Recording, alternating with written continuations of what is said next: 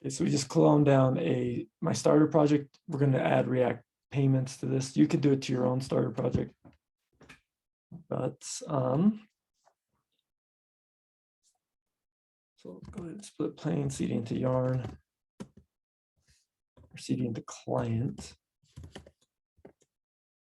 And yarn.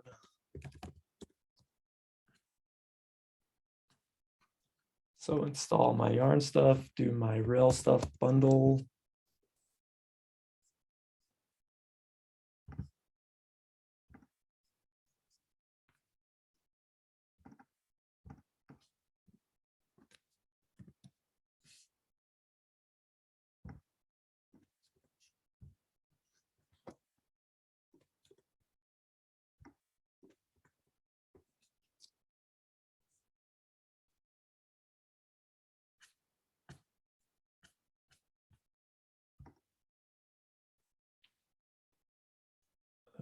Okay.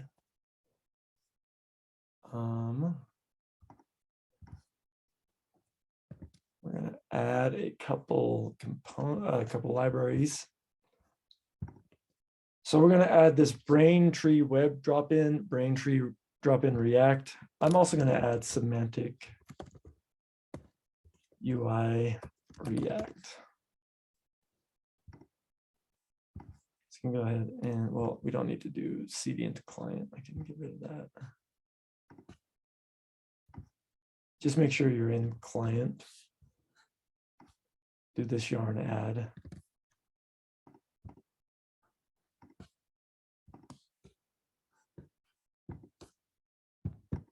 Cool.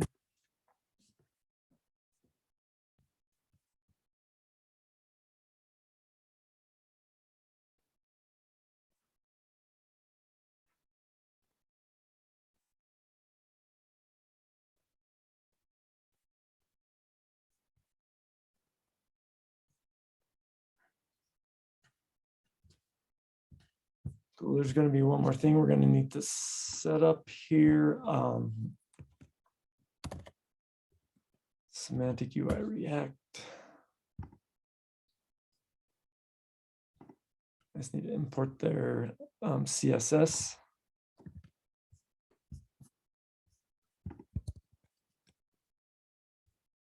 There's that. So yeah, we'll throw that in our index.html. So go ahead and open this up in code. Into our index.html. We can add that CDN to the CSS.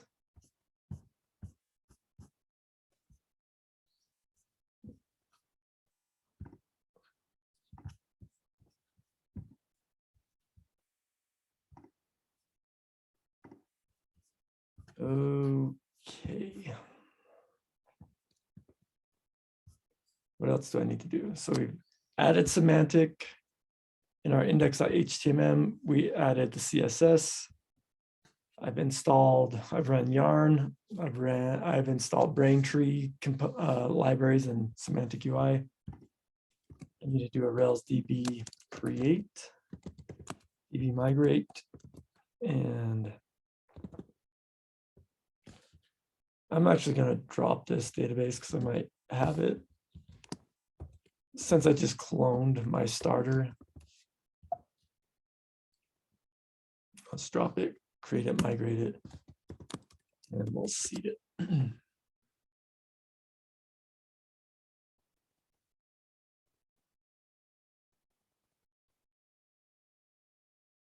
Cool. Another thing I would want to do is remove my remote. So get remote rm origin since I cloned this. And then I can create a new repo. You don't need to create a new repo, but yeah, and if you're doing your starter project, you can just push directly up to that.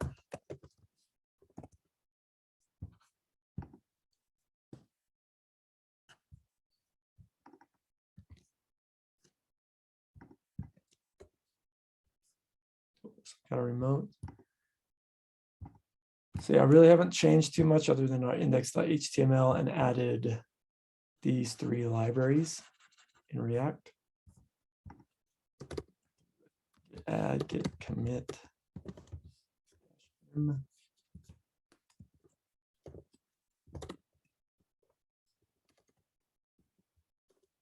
go ahead and push the master.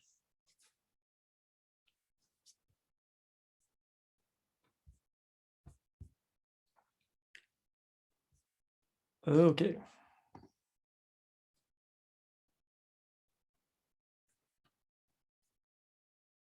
Sweet.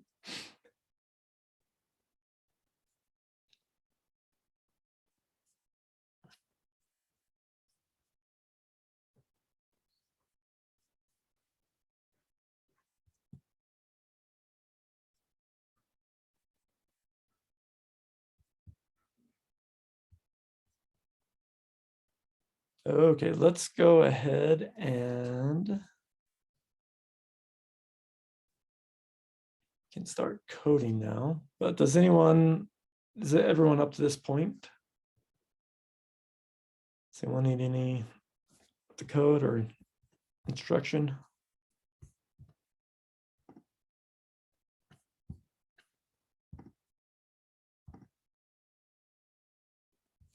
Okay.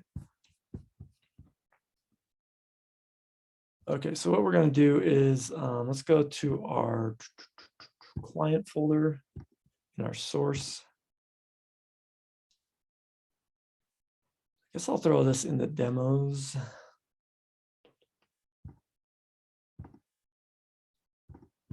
And I'll just do a new folder in here and call it Braintree, just so it's kind of organized in there.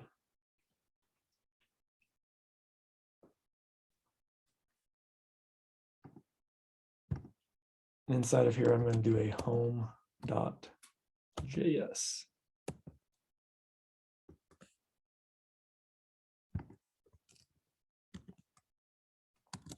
React.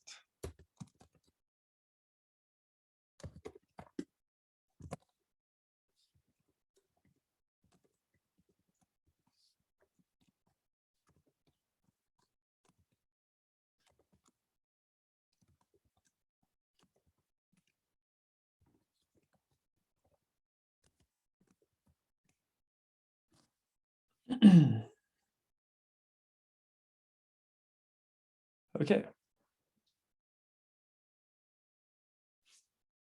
So for now, we'll just do a little basic component, but let's get this set up in our app.js just as a route. So I don't really need this as a protected route, just since it's, oh wait, we do have a home component. I'm going to rename this. Call this Braintree home.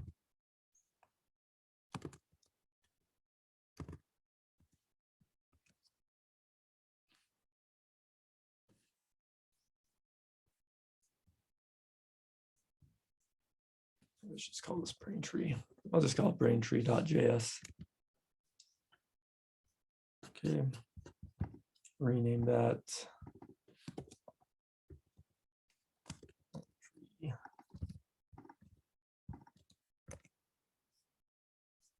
I guess Braintree is one word. Need to camel case that Braintree.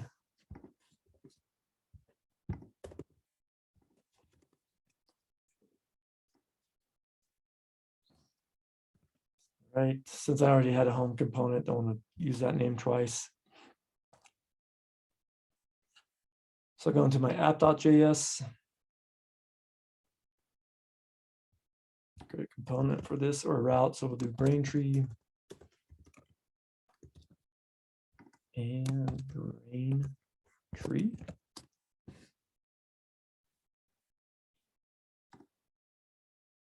Go ahead in my nav bar. So in component shared nav bar. Just add a link to that.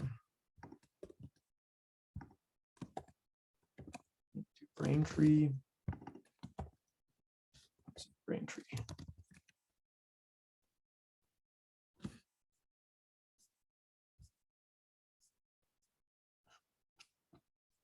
Okay. Probably a good time to test this.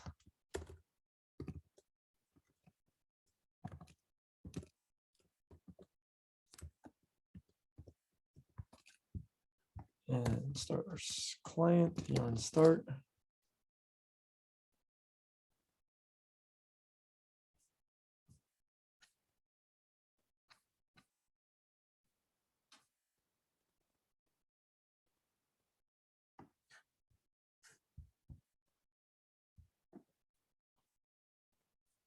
It's a bad import, probably because sometimes when you rename stuff, it can screw up VS Code.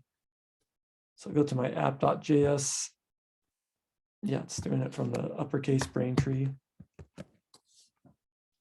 Make that lowercase t. So now I can go to Braintree and there's my component.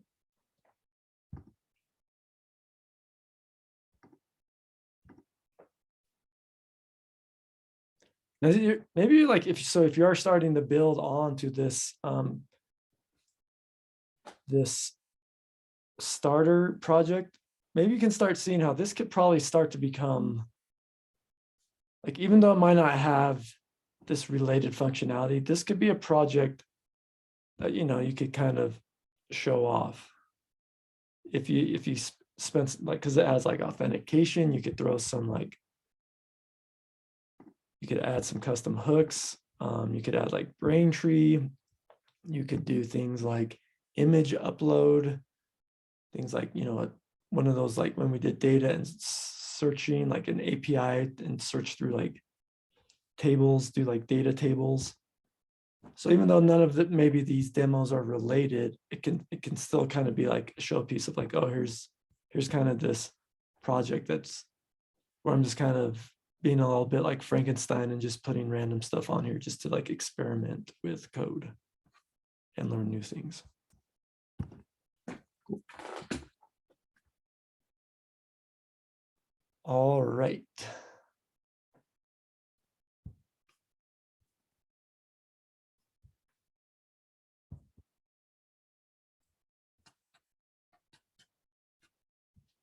So we're going to need a couple components. I'm going to work my way backwards.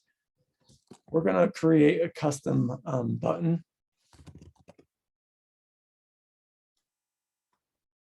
I'm going to call this, this is really just, yeah, let's just call this render submit button.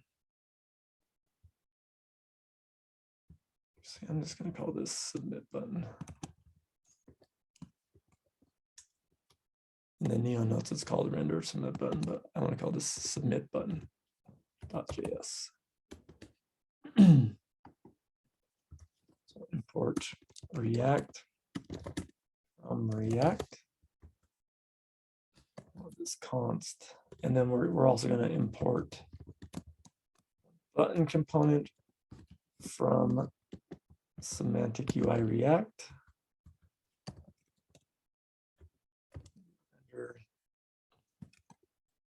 Submit button.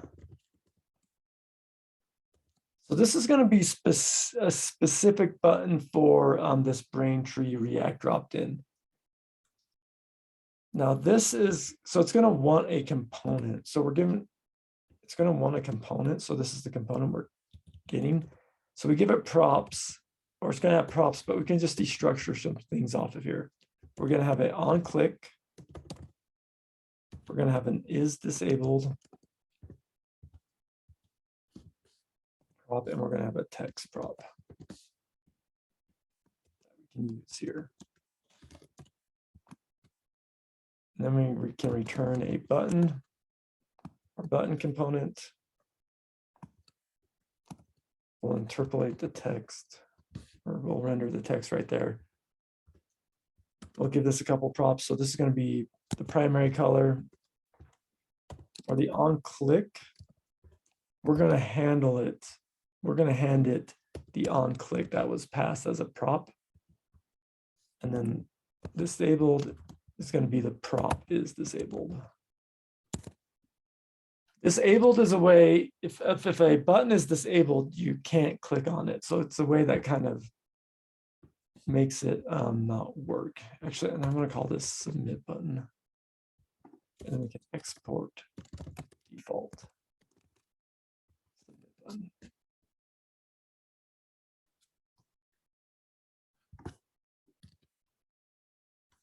So there's that. Go ahead and select that out.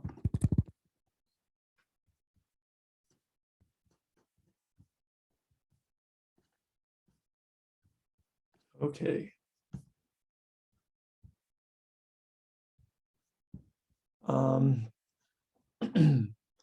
The next thing we're going to do is I'm going to create a component Braintree drop.js.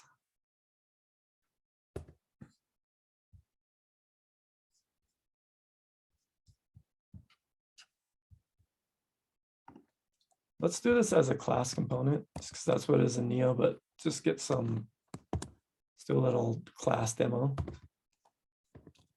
Braintree drop. So this is going to extend React.component. So let's go ahead and import React.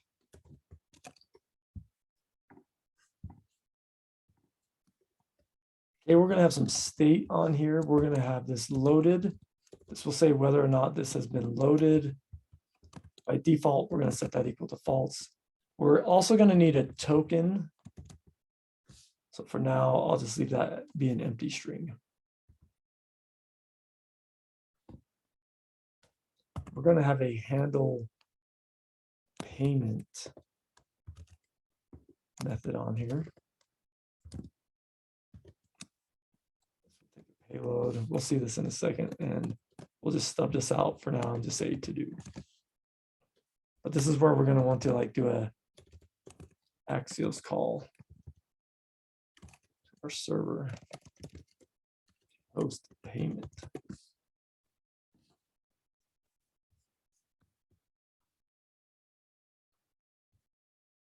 Cool. And then we can do a render function. So it's a class component, so we need a render function. We can do a const loaded and token. Pull those from the state. So we have this dot state dot loaded, this dot state dot token. We'll just destructure them. So I can kind of clean up my code. So if I do if loaded, we're going to return the segment from semantic UI. Just give it a little bit of styling. And then we're going to use this Braintree drop in component. Well, let me see here. It's Braintree drop in. I don't think this is it. Yeah, so I'm going to do Braintree. We'll just have to manually import this. It's not seeing it. Braintree.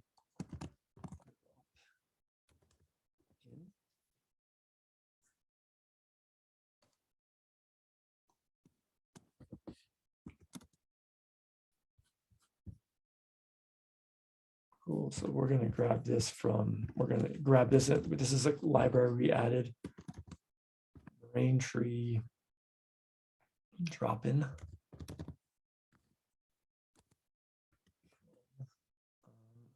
Braintree drop in React. Wait, yeah, this is from Braintree drop in React. Cool. This needs a Braintree prop, so we actually need to pass it something that we need to import. So we're going to import Braintree from.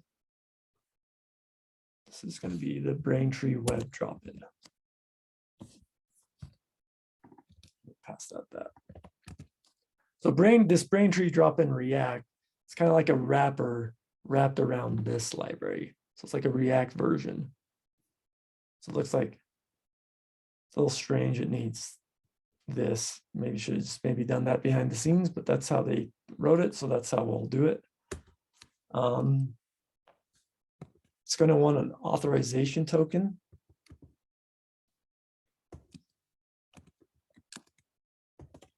Which is going to be the one we have in our state token. It's going to want a handle payment method. It's going to be this dot handle payment method. And then we can give this a button, render submit button.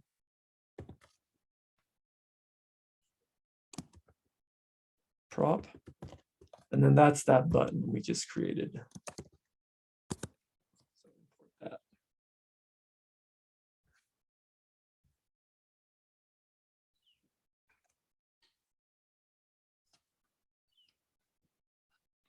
So if we're not loaded,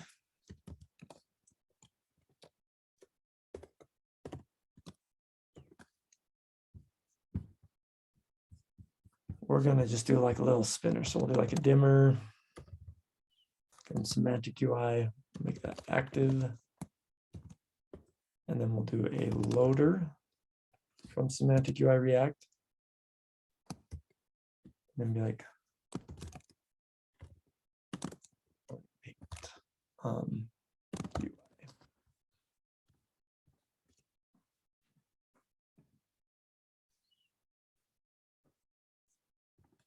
Export default. Braintree drop it. Oh, it's Braintree drop. So let me select this out. So we created that button component. So we kind of created two components so far, this submit button, which we then use right here for this render submit button. Then we have this Braintree drop-in. This is just a React UI. That's going to give us some nice UI for like the credit card stuff. And so then in our Braintree component, it's kind of this home one. Let's do a little bit of styling here. So I'm going to do this as a segment from semantic UI React. Since we're using semantic UI, let's make this as a header component. But I can also state it. I want this to be an H1 tag. I'm going to grab a image. Let's just, maybe do an image component from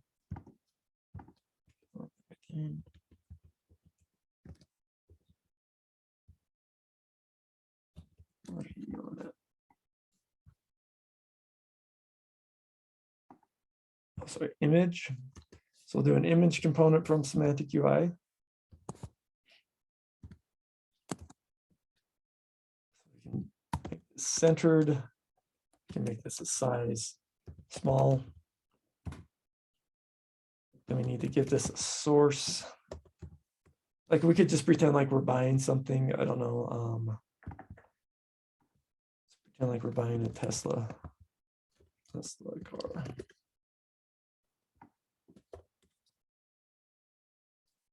Find an image of a Tesla. Cool. We'll buy a miniature truck for $1,500. Okay.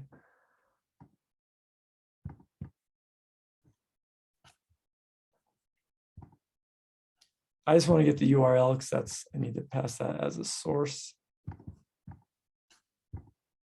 Open image in new tab so you can go find the image URL. Boom.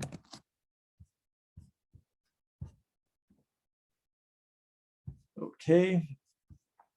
Something else we're going to have a label from semantic. We'll make this green because this is going to be a payment. Payment amount. We'll do a input from semantic.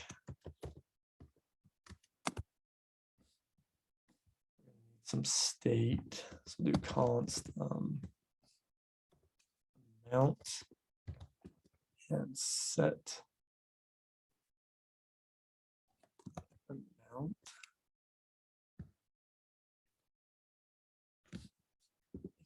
state. Now I'm just going to default this to now just for 100. But let's say it's 100. Well, I mean, we're buying a Tesla, so maybe that should be a little more. 50,000. Okay. The value can be amount on change. Your function.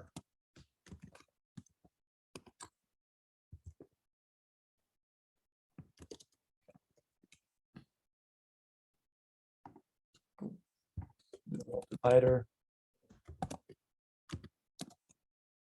And then our Braintree. I want to do my Braintree drop component that we just created. Set the amount equal to amount.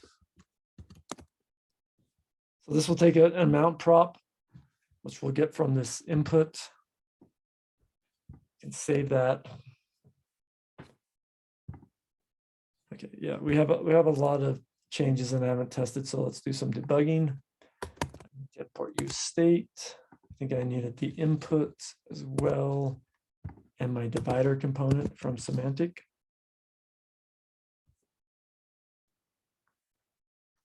Cool. So now I have this loading payment UI. And it's not quite working because the token is not valid. So we actually need a valid, because this is one of the things it's doing for us. So we don't just want, you know, if we're going to interact with Braintree, we're definitely going to need to send it a token to say, hey, which account is this? Even if it's like a sandbox, we still want that token. So, but I kind of want to stop here for a second. Does anyone have any questions, or let me slack out this little chunk of last little chunk of code.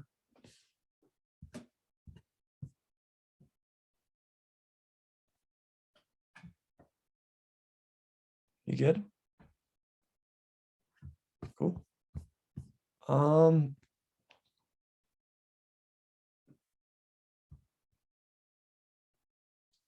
So let's keep going.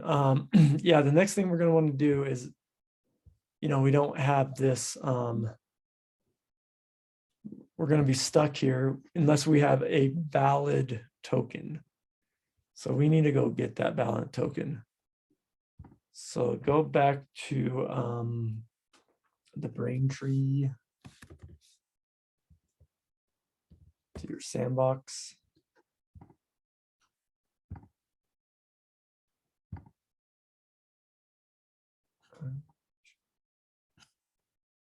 Okay.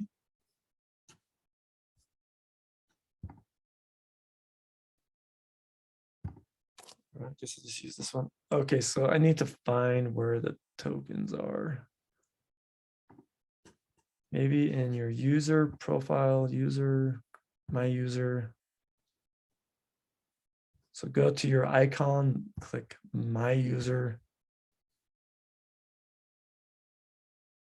And here we go, API keys, token keys, encryption keys. Check view authorizations. And here we go.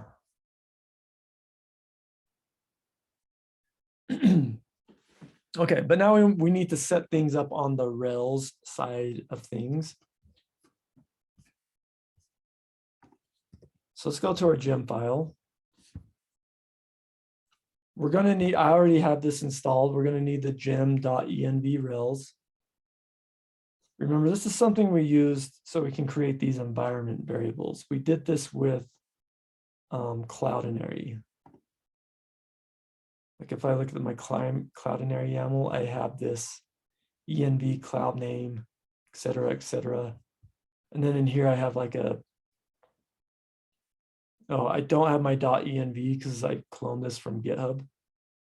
But I should have like a .env that has those cloudinary keys. So, and that helps set this up. So we need one other thing. We're going to need a gem Braintree. And then we need to create a file. So in config, this wants this to be in our initializers.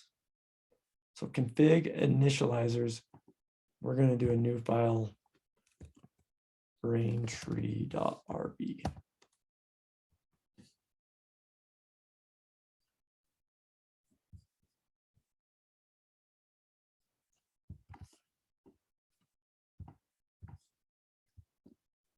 Ooh. So inside of here, we're going to throw this. I'll throw that out in Slack.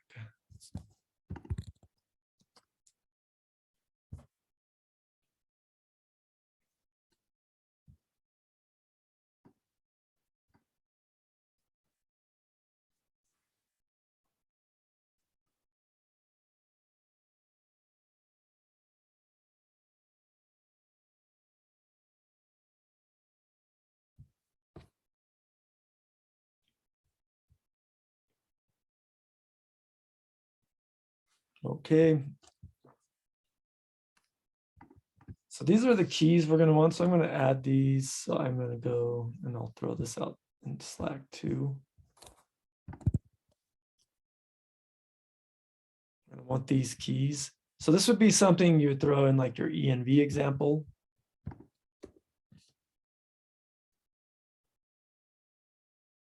You know, here I could say like get from, this is form, get from Braintree.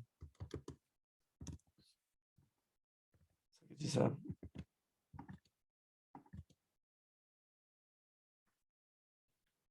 I really don't think we need the quotes. I think around the sandbox, it's fine, but do it like that. Okay. So this is just like an env example. This is something I can push up to GitHub, but I actually need a .env file to actually throw those values in there.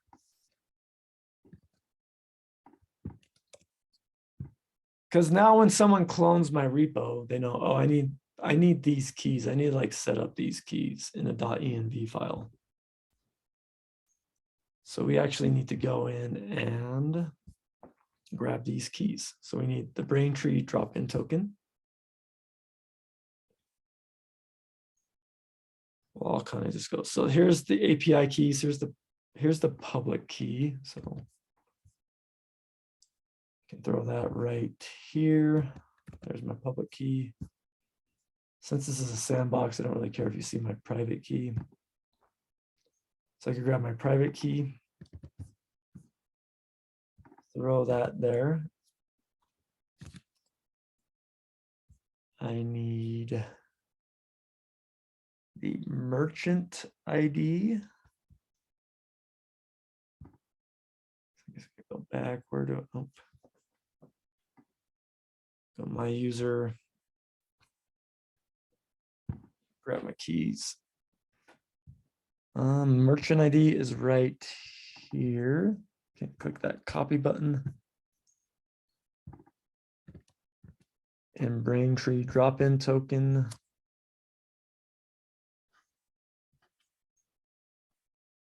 Where is that one? I think it's going to be this one.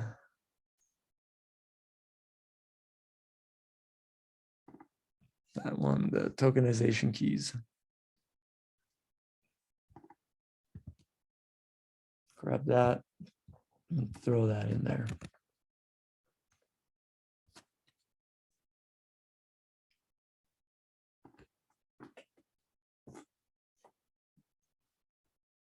Cool, so now I have all my keys. So if I look at my changes, you know, I've just added this to my env. I've added this one Braintree gem. in my app.js, I've added a path for this Braintree component, add a link to my navbar, and then I created all the React stuff for this demo. So these are all new. Cool, we're just about there.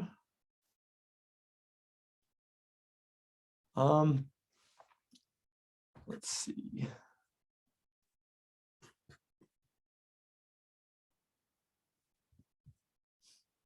Just kind of bust through this and then we can take a break. So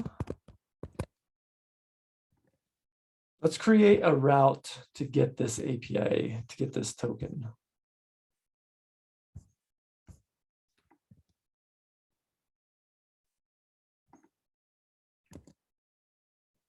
So what I'm going to do, and I threw this out in Slack, just creating a controller.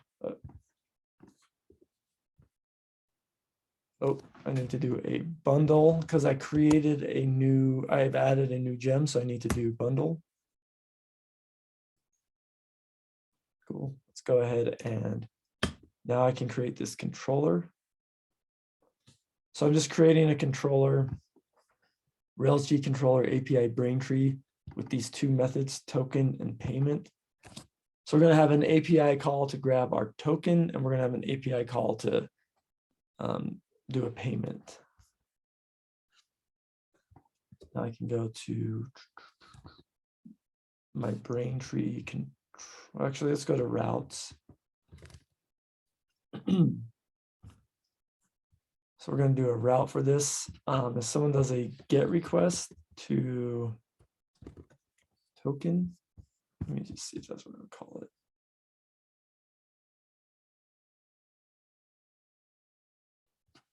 Maybe call it GET request to Brain. So it's a little more specific. Braintree token.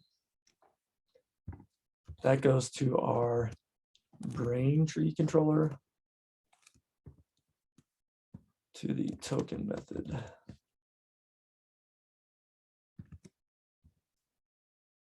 And then, yeah, we'll do a post request / payment.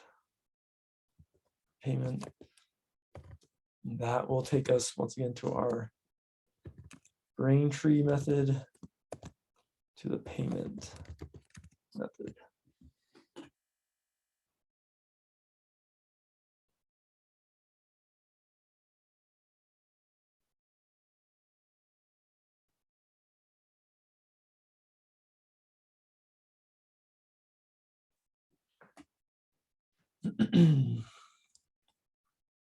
Cool. So now we have those two API calls set up. So now we can go to our Braintree controller. We got these two methods in there stubbed out. So for this one, I'm just going to, if I want to grab that, if you ever want to send back something like an environment variable, since we have that .env rails, I can do this render JSON environment Braintree token. I'll just match that name. Braintree drop-in token.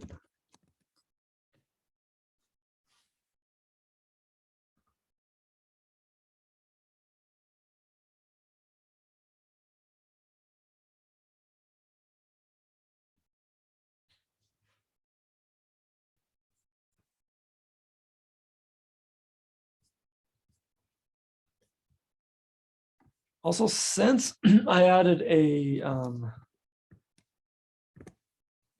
this new stuff and I changed my environment file, I definitely want to restart my Rails server.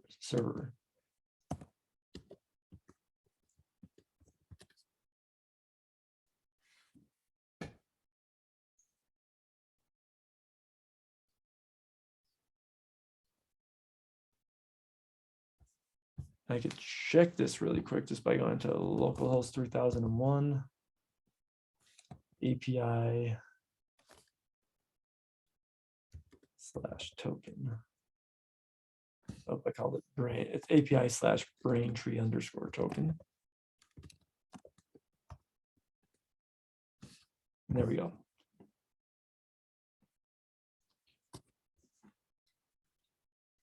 And that is getting that back.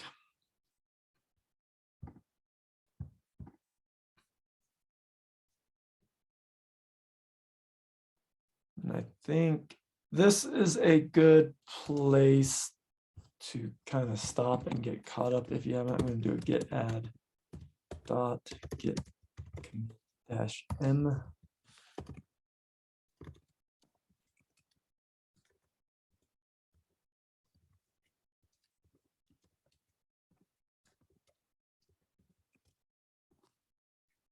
Push this up.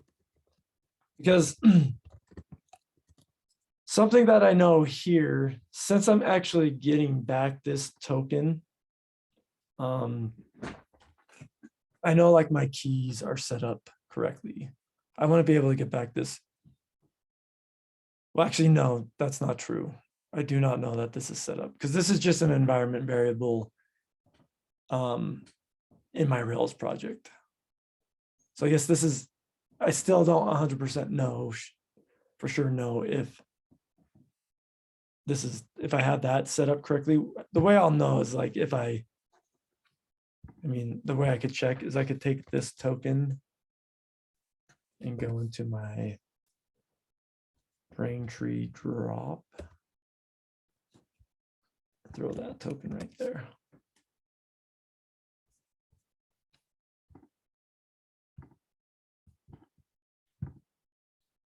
That looks to be broken.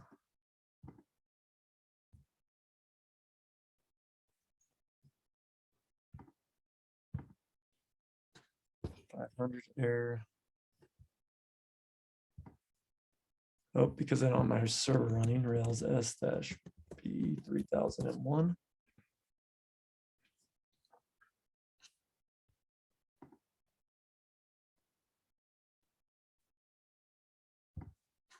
Loading payment UI.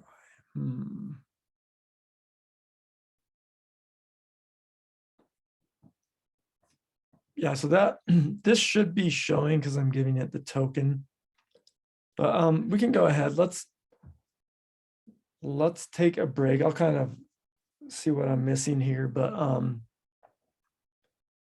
if you can get to this point where you can just get this API token back, I think you're good. But I'll double check with this one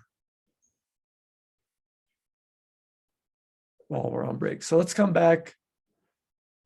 That was kind of quick, so I'll stick around. I'll be here too if anyone has any questions, and we'll take a little longer break if you need to get caught up.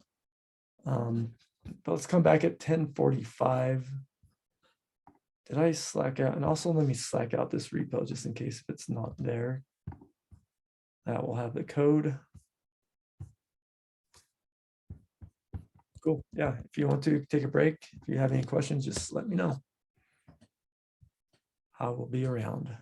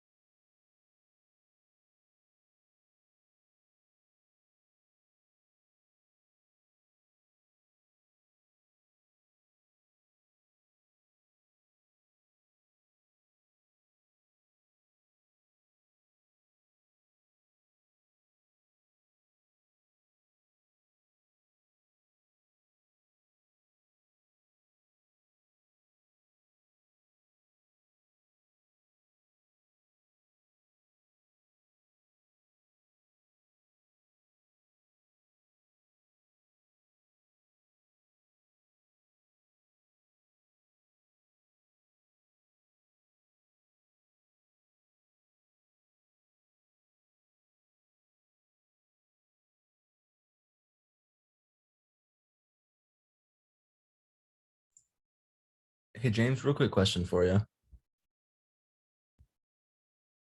Yeah, go for it.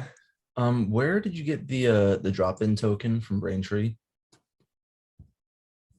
The bottom three are Uh, pretty like they're right there. But the top one I can't find. is this one of the env variables? Yeah. So this Braintree drop-in token? Mm-hmm. Yeah, okay. That one is right here. Tokenization keys. Oh, that's not even the page that I'm on. I'm on just the Yep. home page and it has the other three right there. Um, So if you go to my user and scroll down and find this view authorizations. gotcha. All right, thank you. But yeah, this is the one that's not like working.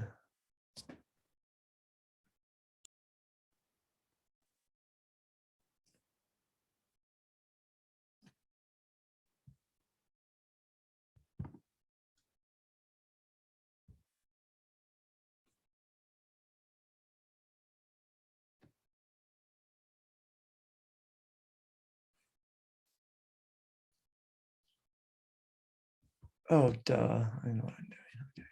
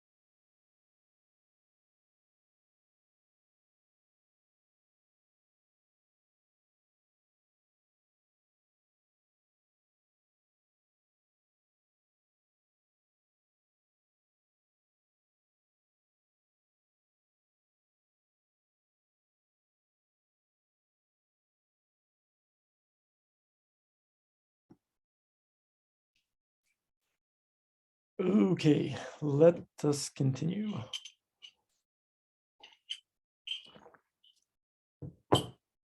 So, yeah, I figured out my error. It's kind of dumb. I had the loading set to false. So if the loading set to false and I'm never changing that state, it's just going to keep on loading. So if I set it to true, then we get this nice UI. But notice if I go in and change the token so it's wrong, we don't get the nice UI. Sure, there's a way to kind of maybe say invalid token, but we can just have it be a good token. And then we get our Braintree drop-in React component. And we can see it does some nice stuff for us. It just gives us a nice UI. It's also going to do some things with form validation and stuff like that. So right now I'm just hard coding this token in. Let's actually grab it from our database. So let's make this function async. Let's use that API call we made. Let res equal await axios await axios.get /API / Braintree token.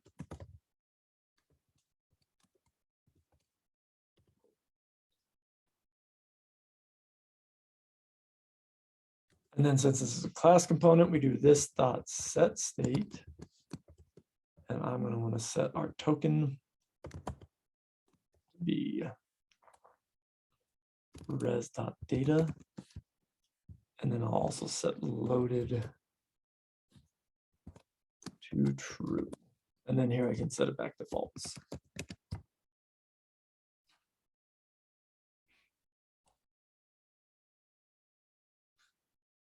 I can also do this in a try catch block.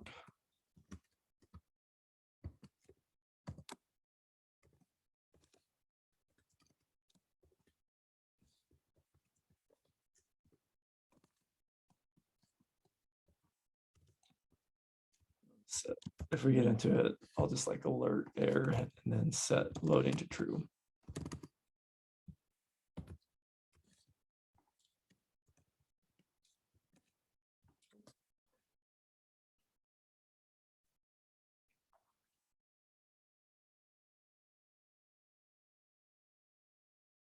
Oh wait, sorry, this is the wrong method. I'm going to do this on our component did mount. Sorry.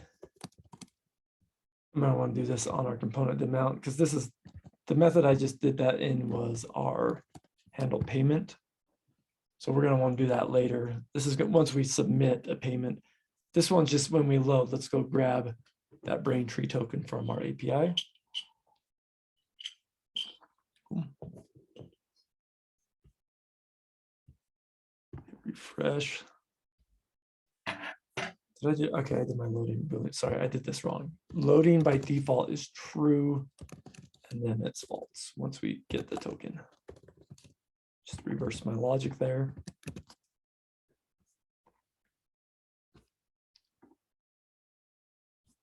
How can I keep on screwing this up?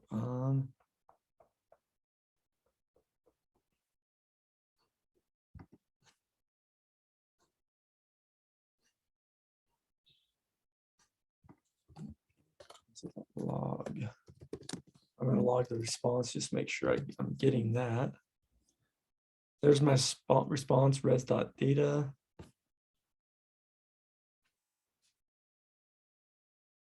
This dot set state loaded equals.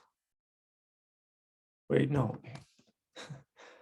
How come I keep on, okay, when we load the page, it is not loaded because we need to load it. Then when we get here, that means we've loaded the token. Cool. So there we go. That finally is working.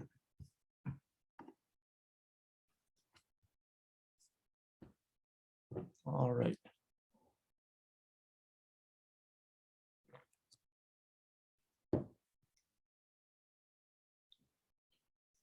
Cool.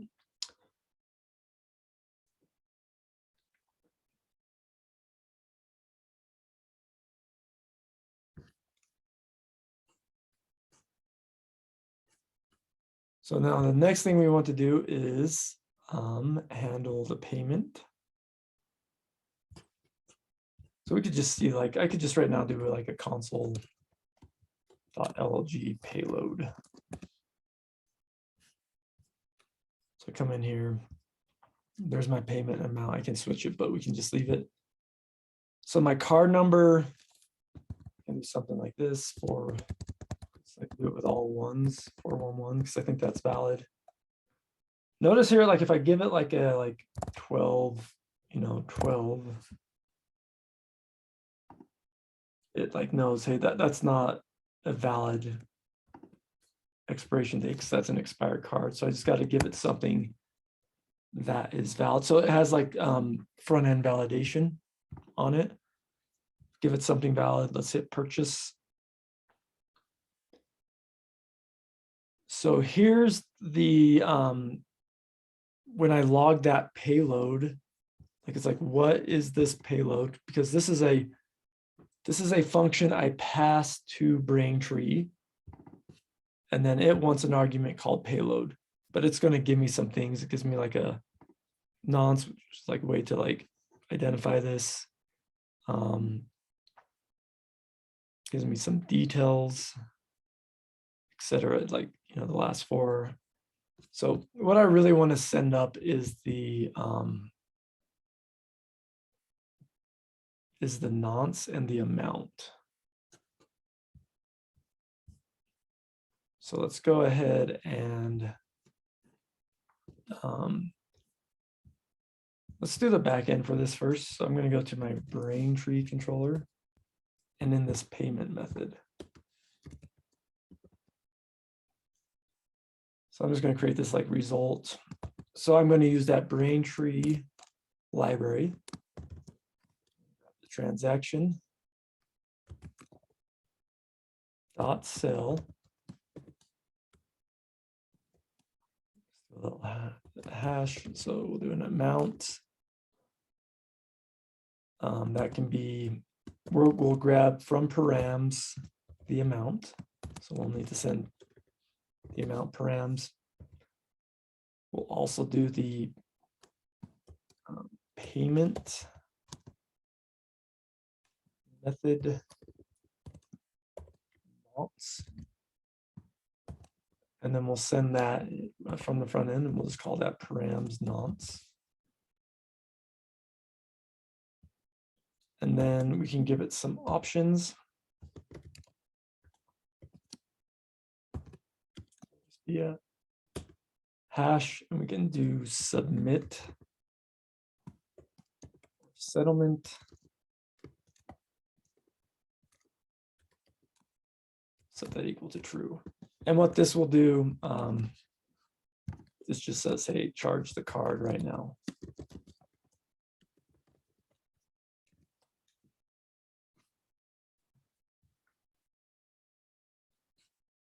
So this is kind of like what we did with with Cloudinary, where we were kind of doing this, making the payment or making the request, kind of like this third party step.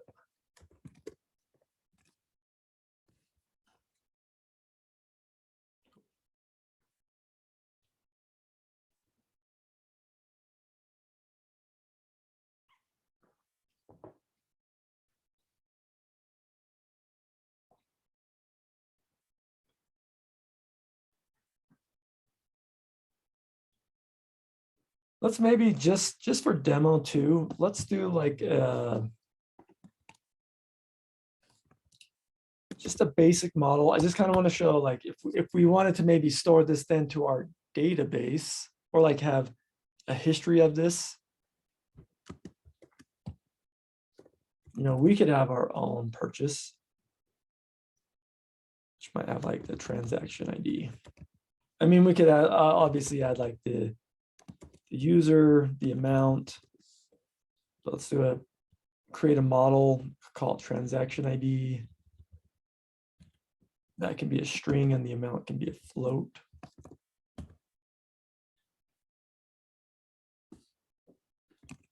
What else DB migrate?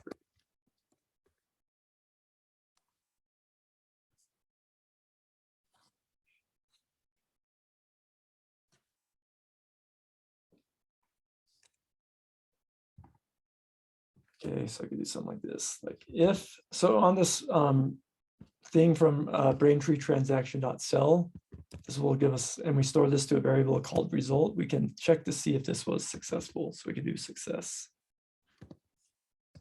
Success, question mark. So this would be the case. This was successfully, say this transaction went through to, you know, Braintree. So we could do our own DB stuff now. So I could do like my purchase, or what did I call that? Yeah, purchase dot create. What does this have? This has a transaction ID. So there's going to be this transaction ID. I could get that from the result dot transaction dot ID, and then the amount be params. Amount.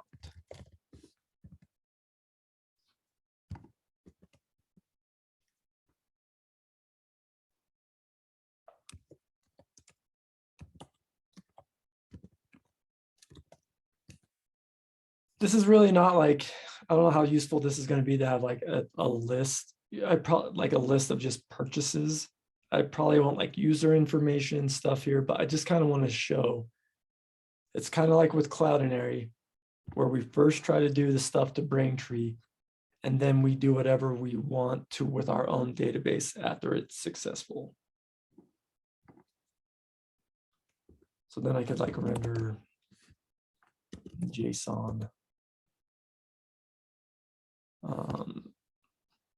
I don't know, let's do like result dot transaction dot ID. Okay, so that's if it's successful. I could do like an else if result dot transaction. So if we have a transaction but we don't have an ID, that's going to be, this might be stuff like the credit card maybe was like expired. It was an invalid credit card number, or kind of stuff like that, where like it tried to make the transaction, but there's something probably wrong with the credit card information. So then we'd want to tell the user what happened. So we'll just create a little message right here, like text. Say something like this, just interpolate this result dot transaction dot processor. And this is just stuff from the Braintree API. Response underscore text. You know, if the sale didn't go through, or like the credit card was bad, we want to probably tell them why. So that's what we're doing here. To do like a code, send them back a code, and this is going to be the same thing except this will be code. Okay. And then we could render JSON errors. Text can be text and code can be code. Another else. So I'm going to say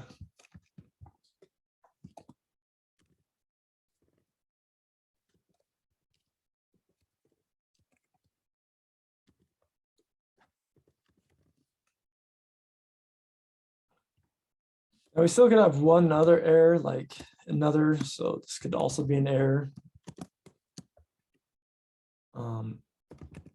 Errors result.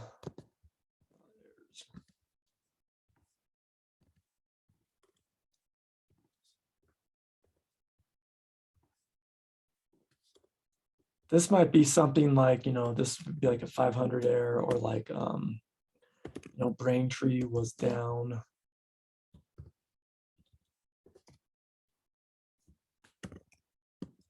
Or like our API keys are wrong. So this is going to be more high level 500 errors. This one right here, this middle one, it's like not successful, but there was a transaction, like it did successfully try to like do the transaction. It just didn't go through for whatever reason. And we can there's like a ton of reasons why the transaction wouldn't go through. So this one's more kind of like 500 type stuff where yeah, Braintree was down, or stuff like that.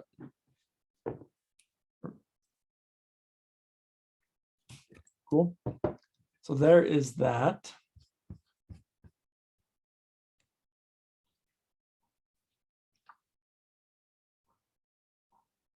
So another thing to kind of notice here, we're not really passing the credit card information to our backend, right? We have the amount, and then we have this nonce. And if we look at the nonce, it's like this thing right here. So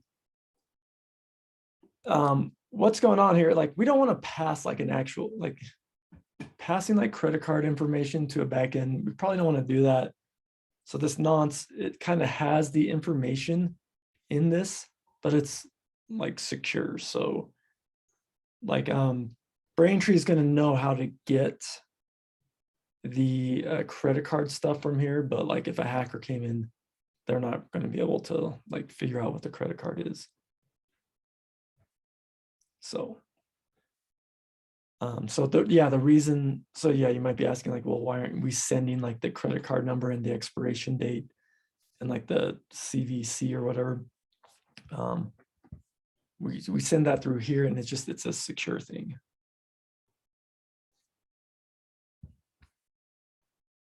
Cool. All right, so let's now try actually doing this on the front end. So we have this set up. I could go into a Braintree drop.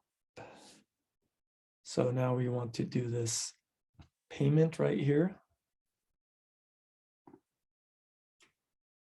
So we have our payload. Let's grab our amount. So I could say const amount, just destructure it here, this dot state.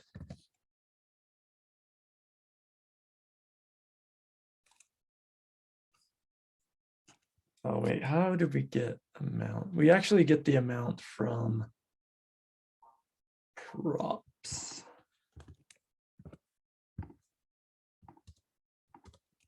Right, because in our Braintree component, we have this input, there's our amount, but then we pass it down to our Braintree drop.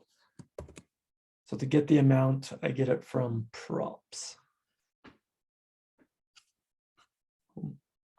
And then I can do try catch. And let's do let response equal await axios.post / API / I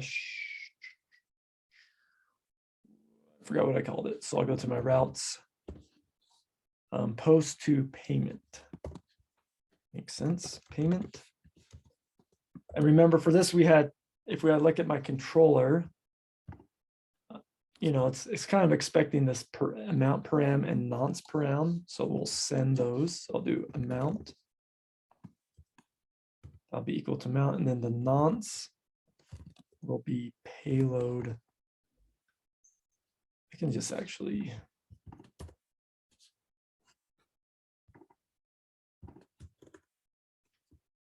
Nonce can be payload.nonce.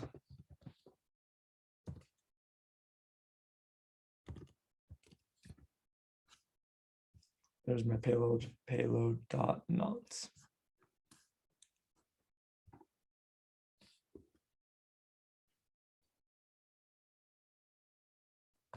Cool. For now, I'll just do like a console.log res.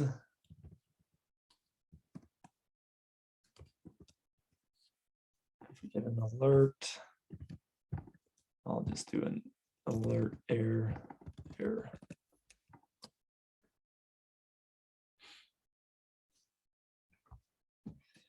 So this to-do is done, so I can get rid of that comment because I'm doing it.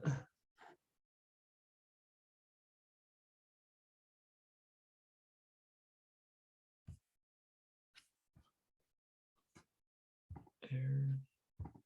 Did I stop my server? Yes, I did. Rails, oh, Rails S-P 3000M1.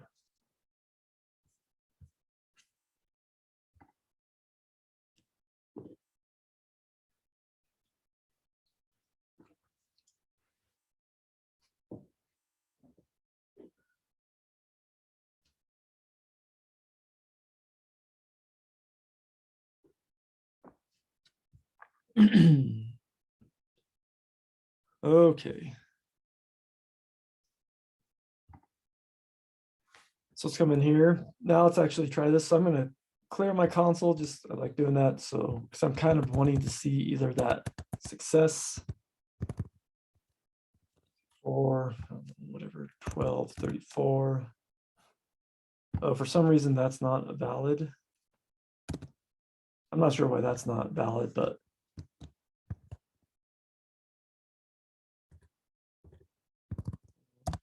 okay, that one's valid.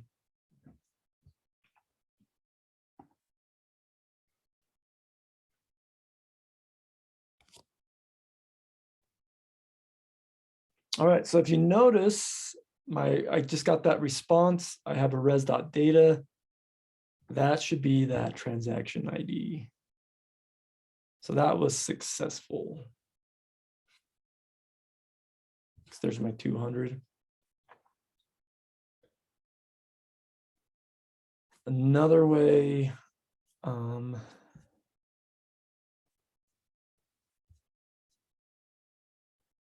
maybe I could do this is, well, yeah, let's instead of just this logging, so that looked like it worked. I'm pretty sure it worked. I could go in and also another way I could maybe check this. This might take a second, but I could go into Braintree.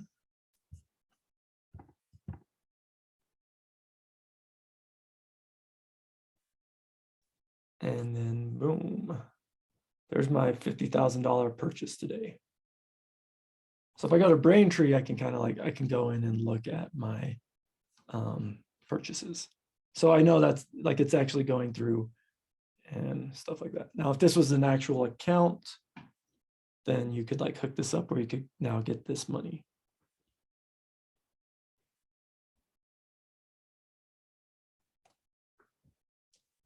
Another way I could check this, well, it's because I have this, so this is now on Braintree. I could then go check my own back end. So I could go to my Rails console. I have that purchase model. So then I have that one purchase. There's the ID, there's the amount.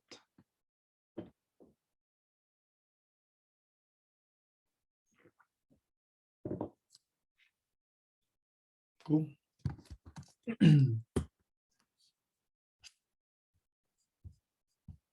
All right.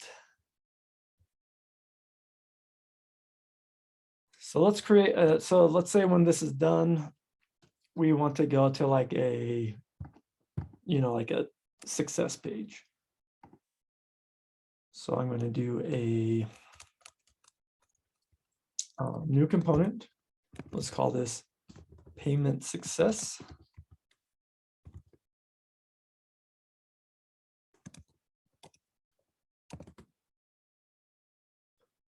All right.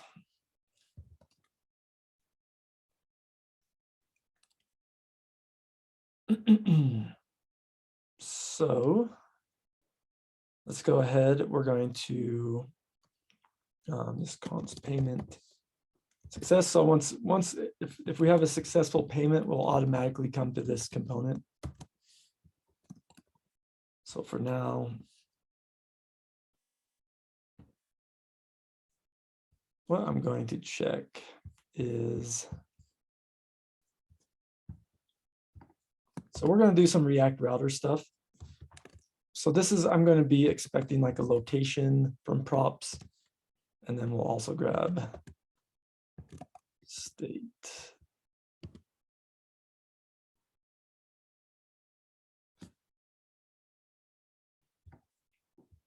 Okay, let's just take a little break though here, or a little brief pause.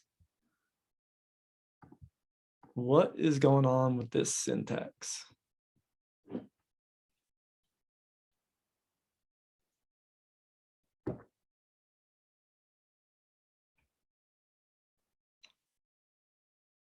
So I'll give you, this is not React. I mean, this is a React component, but this is just a JavaScript function.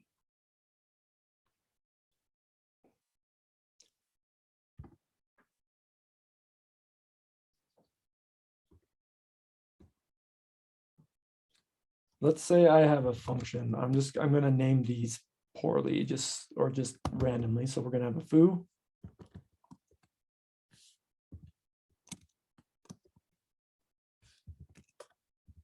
Log x.y.z. Const foo1.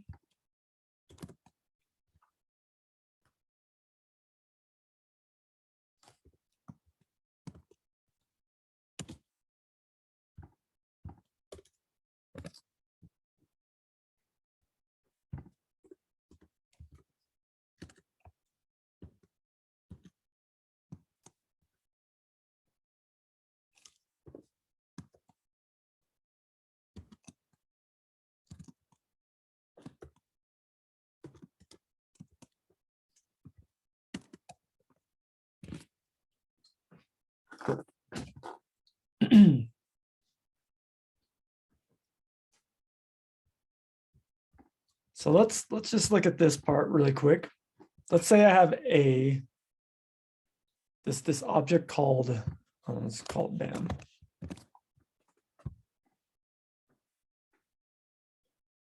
How do if I wanted to console.log, like I want to do that hi imz, how do I do that just in the console.log?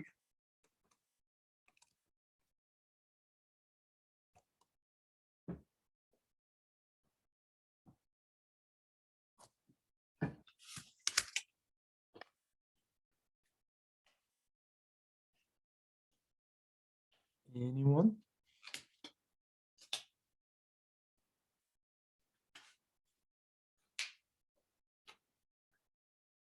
How do I get to here from BAM? Do you get what I'm asking?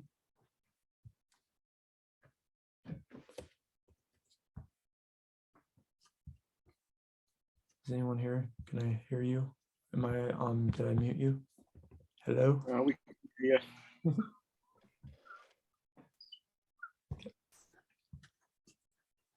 Do you get what I'm asking though? Like, how do I drill into this object to get to Z? Like, I want this, like what I'm saying, I want this to log IMZ through BAM.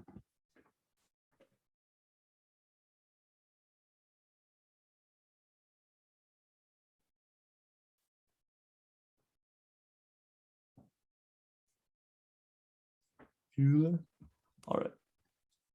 Here, bam. You say bam, and then I can't say X, but You just need to look at, so here's bam. I do bam dot y. That gives me this object, and then I do dot z, right? And then I can split this up in a terminal node. How do we get here? Source, client, source, demos, tree, success. And there we go. IMZ. I can destructure this. I could do it like this too. I could say like const y equals bam. Console.log y. What is that going to be? That's going to be this object.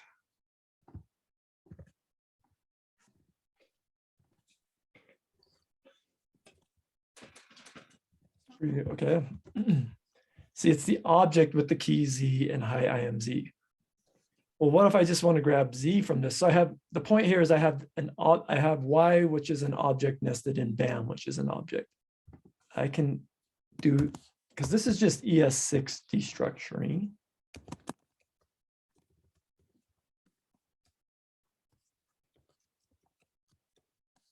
ES6 destructuring.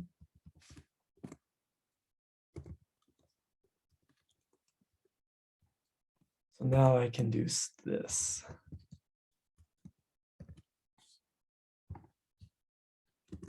Nested. I can kind of destructure nested stuff. So I'm saying, hey, grab y from bam, but then grab z from y. And then I can console.log z. And that's going to give me this. So that's that syntax.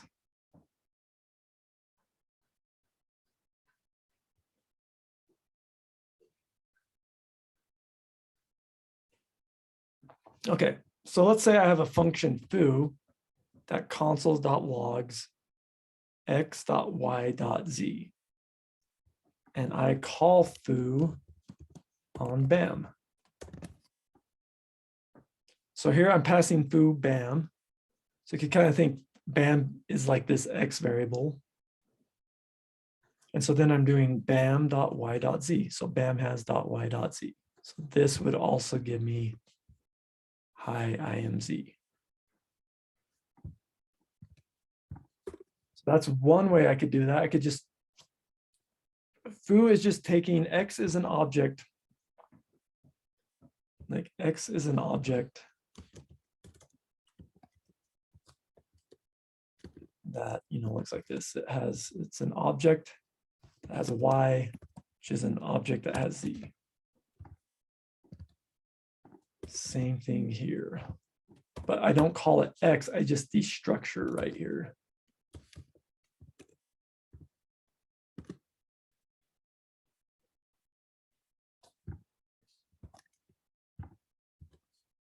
See, these all give me that high IMZ.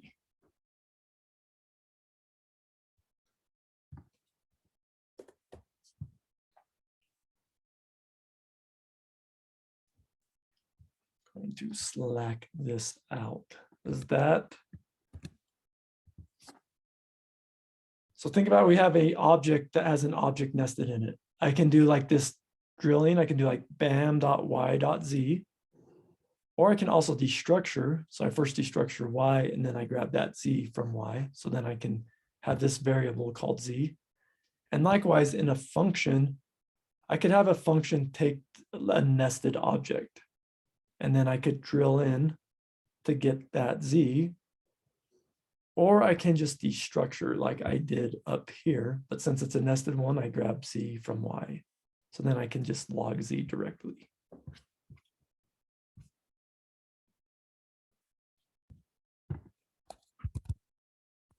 That up.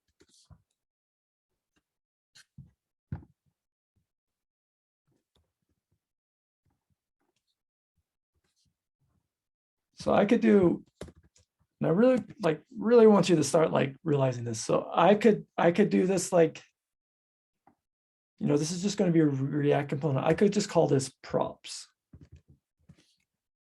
And if I wanted to get that, and with how this looks, after kind of looking at that last example, I know props is going to be an object that has a location on it. And then that location is going to have a state on it.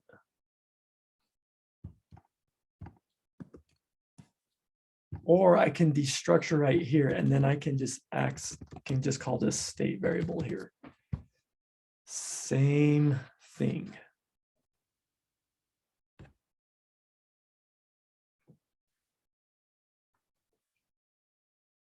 I mean, I could call this X. You don't have to call that props. It's just always called props. You should call it props, but it's just a parameter. We can call parameters anything. But I'm expecting this parameter, which I'm calling props, to have this to be an object which has a location key. And then within this location key, or in that location, that location keys whose value is going to be an object who has a state key. So let's comment it out like that. So you can see that example. Cool.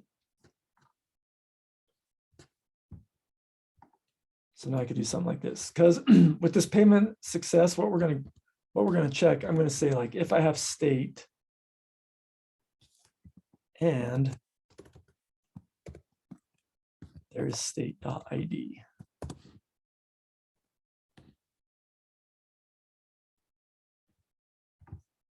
So in this case, this would be like, okay, if I was using it on props, I would say like this, hey, if I have props.location.state and I have props.location.state.id.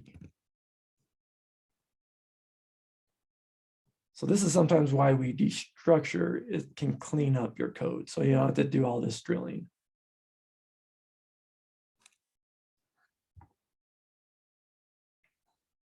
If I wanted to destructure ID from there, I could say ID, and now I would have just ID.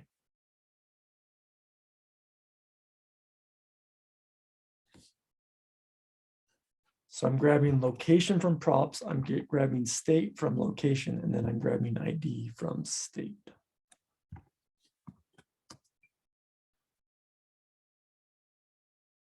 But we'll keep it at 2 levels.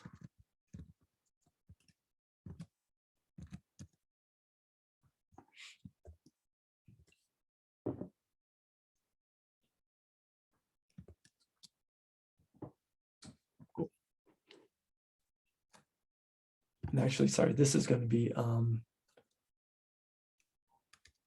we're going to call this, we can just call it ID. Or we could call it transaction ID. So if we have that, if we get this state and then we have that transaction ID, we're going to return a segment, header, you for your purchase. Just get a nice little UI. That as an H1. This color is green.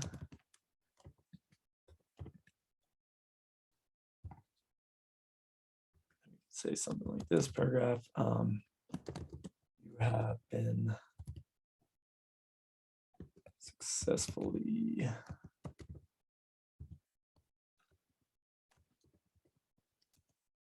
charged. So we're going to look at this state dot amount. Now this state is not like a React state. It's state coming. We're gonna send this through React router. Kind of look at that in 1 second, and then you could say like your transaction ID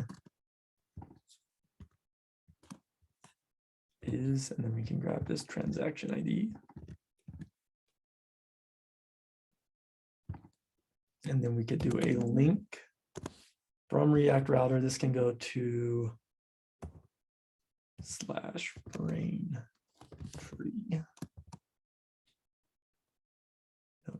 Then we could say like to make another purchase.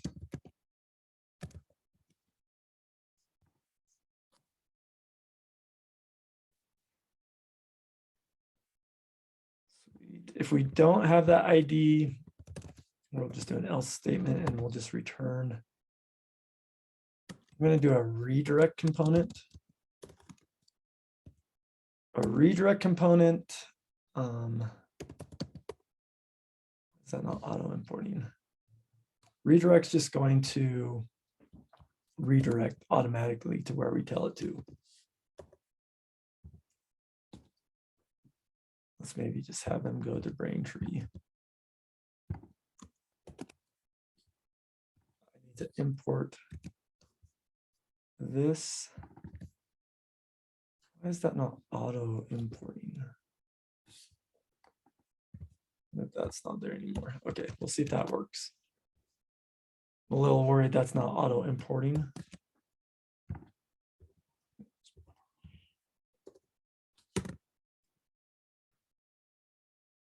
Okay.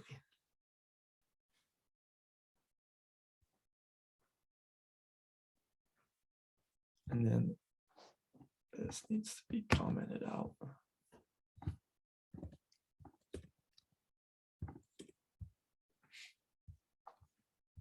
We can export default this component.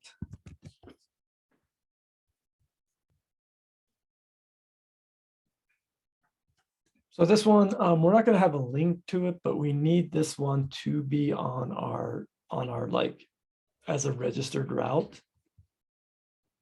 So we'll go add that to React payment _ success.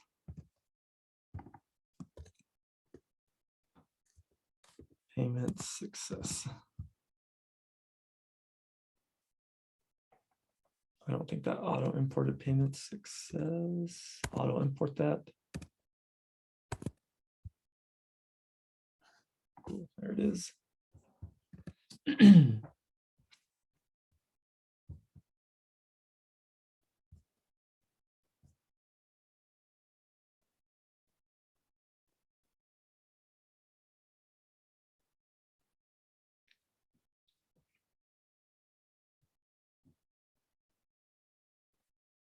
All right.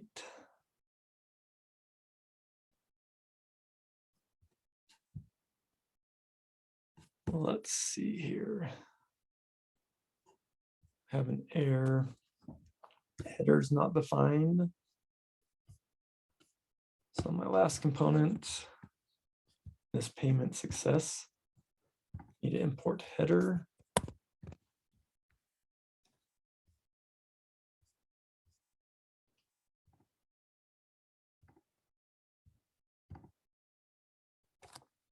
Okay, yeah, this redirect is not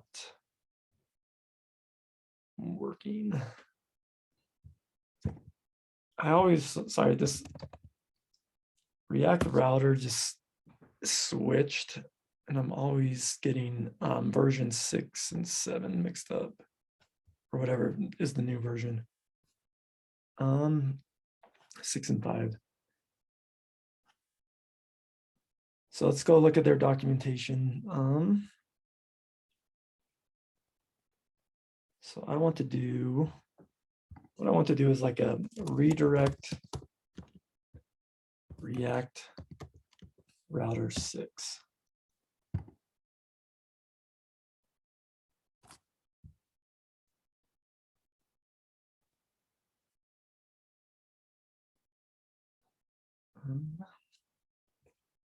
Looks like it's I can use the navigate.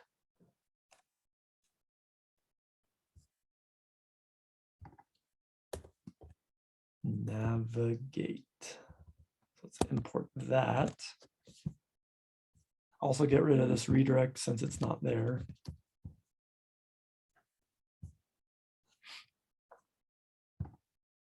Cool, and that's working. So how many, like,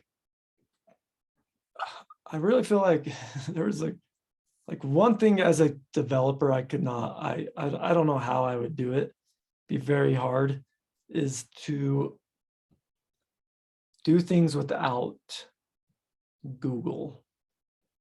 Because in software, like libraries are always changing. You might get used to one version and then they make all these different changes. And you know there's a way to do it, but you always just have to like, it's just partly how my brain works. I just can't remember these things. I just remember the high level concepts, and then Google is very nice to like sometimes get those specifics. All right. So the next thing I want to do, and then yeah, I'm gonna, well, that link's fine here. So what I want to do right here actually is I want to navigate here to that page I just created. To payment success. Okay.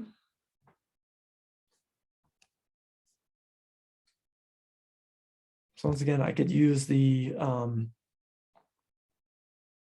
this documentation. I think this navigate's going to be useful. I don't, because I kind of want to do that same thing where I want to like navigate, but I can't use that component in a function. So what I want to do is probably use the use navigate hook.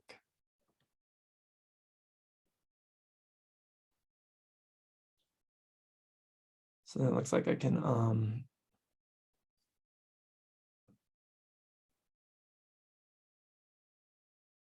come here. And I also want to send data. So let's first just see if we can get the navigate working. And then replace true, the navigate, replace the current entire history stack. I don't care about that. Okay, so what I come right here, I'm going to do the use navigate from React Router DOM. And, you know, I can always come back to this documentation, kind of, you know, use that as a reference, because they're doing something similar where in an async function, they do some, you know, submit a form and then they navigate to like a success page. So they're kind of doing exactly what we want to do. So I can use that as like just a little helper. So I can do my let navigate equal use navigate. Why does it not like this? Oh, crap. What's going on here?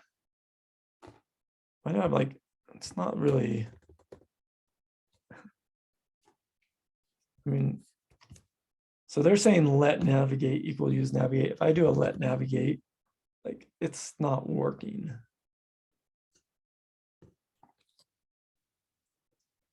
What is going on here?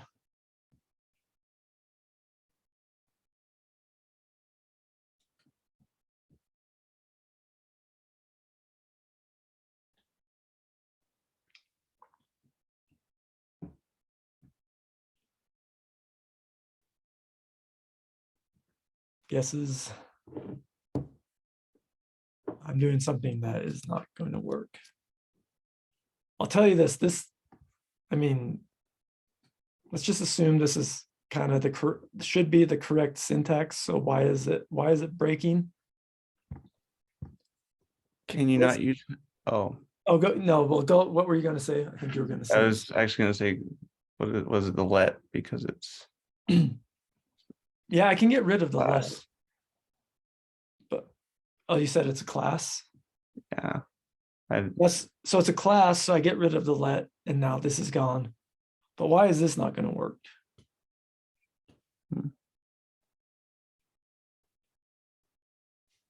Use navigate is a hook.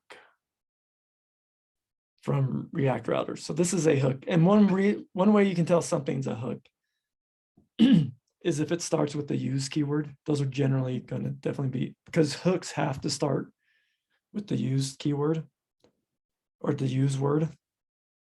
But remember, I can't use hooks in class components. So this is never going to work. This is just, yeah, can't do that because I cannot grab a hook. So now I need to like rewrite this into a functional component. Maybe. I mean, what if this is like 2,000 lines long? You know, that might be a lot of work to do that. So, because I want to navigate here, but I can't. Well, we're going to need to do something. Let's do this. So I'm just going to do right here, I'm going to do a console.log this.props.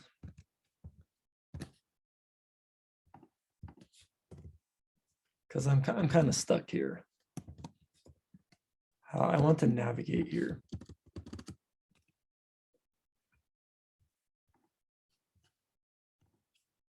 Boom. So I need to purchase something. Clear this. Let's purchase.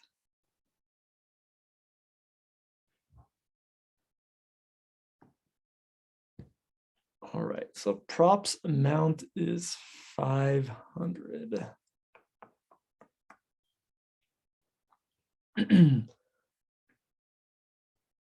So that's not really, I mean, that's not super useful. I need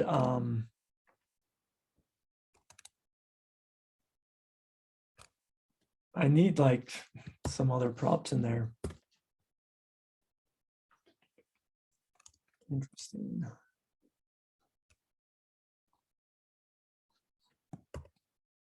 So this also might be a new, so you normally, since this component is rendered in this routes, I should have like this.props.navigate, but I don't. This might be a React router 6 thing. I'm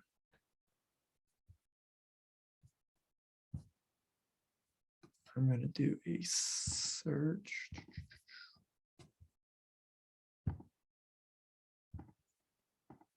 So there's something called with a router.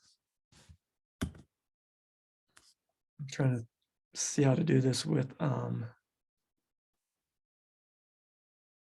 React router 6.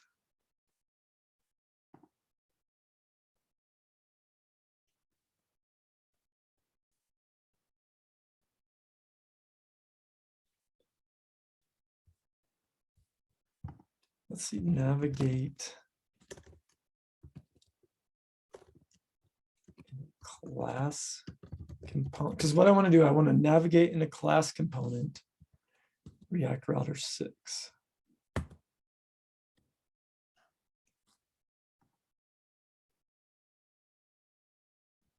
But I can't use the use navigate because I'm in a class component. What I want is this with the router, but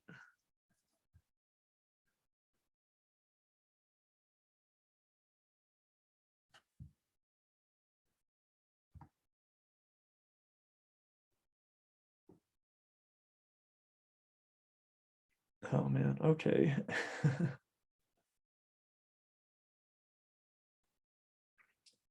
Cool. Well, let's just look at this. This is an interesting solution. Normally what I could have done if this was React router version 5, I could just import with a router from React router DOM. And then I come down here, kind of like we did with Redux. I wrap this, my component with this with router. Let's see if this works. And then, yeah, this is not found. So normally with this was React version 5 or React Router 5, this would have worked. And then I could have said this.props.navigate. And then I could have used that function.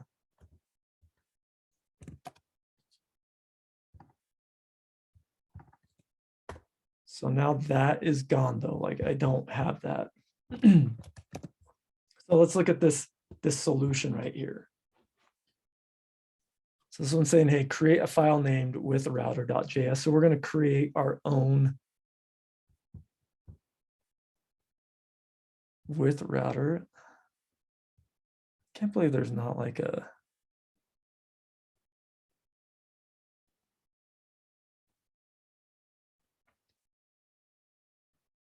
Okay, I'm surprised there's not like a function from React Router, but this one works. So let's look at this.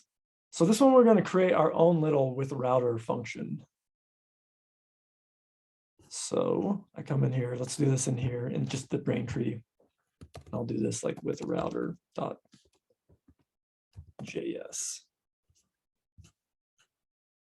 I'm just going to copy this.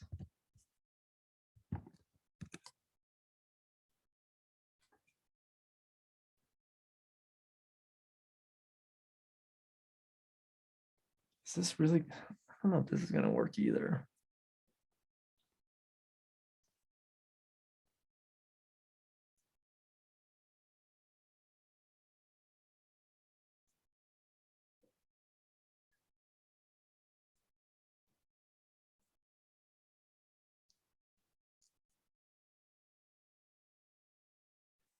Oh, wait, I see what they're doing. Okay, yeah.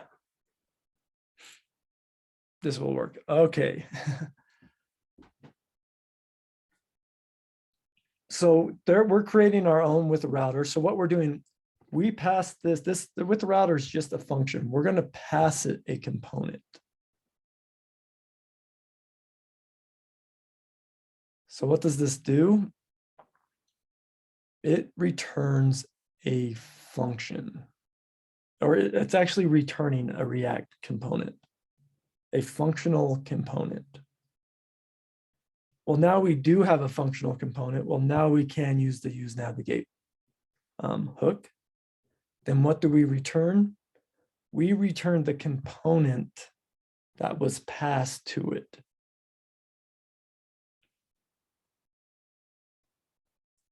This way, we can give it this navigate prop. And then we spread out all the props that was given to this component. And then we return this wrapper component.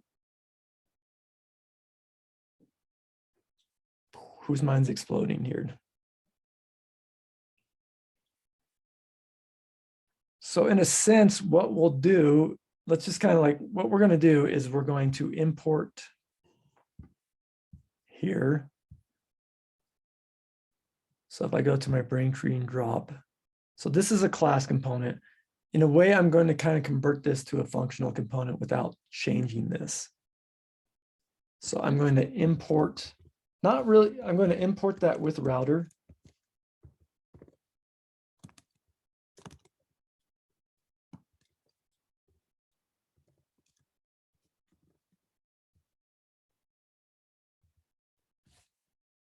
That one I just created. And now, see, now I'm taking my Braintree drop component and I'm passing it as the argument to my with router function. So it's like I created a function that takes a React component. So this function takes a React component, which is going to be my Braintree component.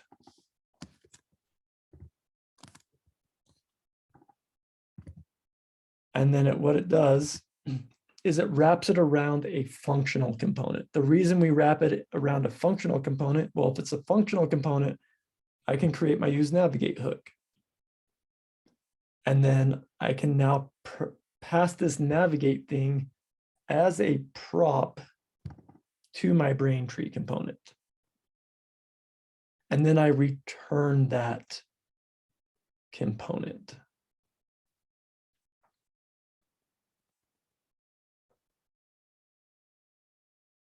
So now in my Braintree drop component,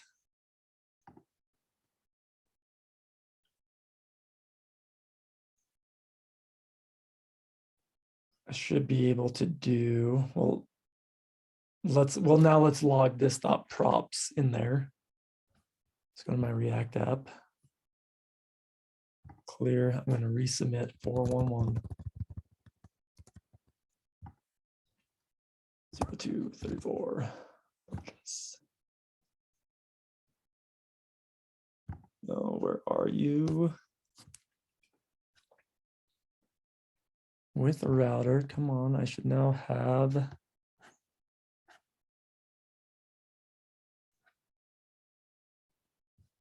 props dot.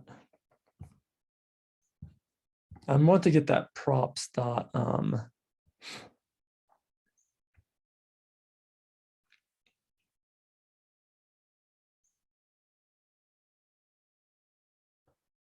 props dot navigate. Come on now, what's going on here?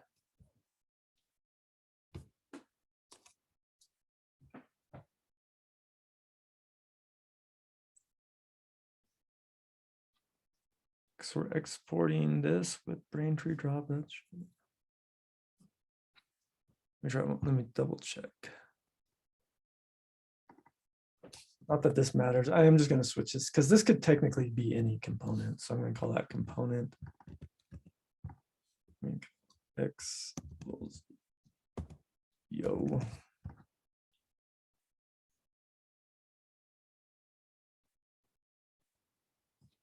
That returns the component.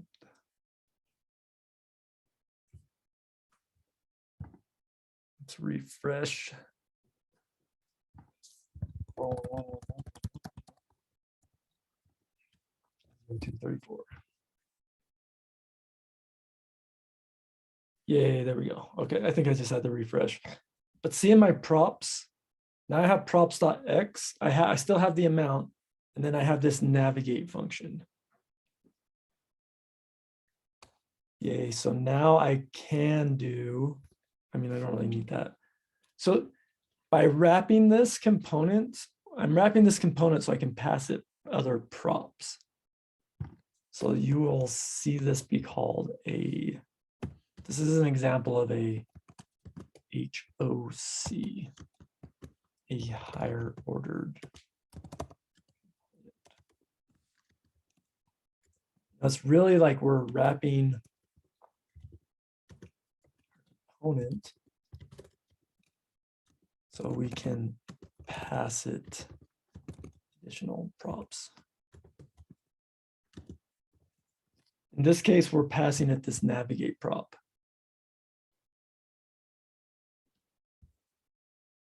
We did this with Redux. With Redux, when we did like the connect,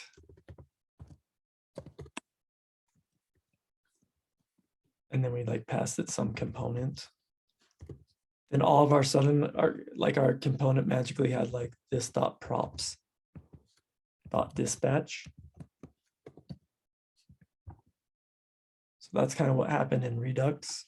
So behind the scenes, it's maybe doing something like this, where we're creating some, some const dispatch, some function that knows how to like trigger your reducers, and then you can pass that down as a prop to your component that wraps it. I'm gonna like say hello. Log hello.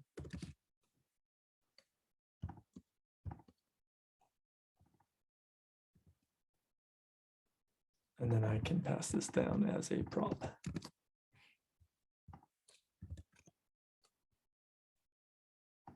So since I'm like wrapping my Braintree component with this with router, So now I should be able to do this dot props dot say hello.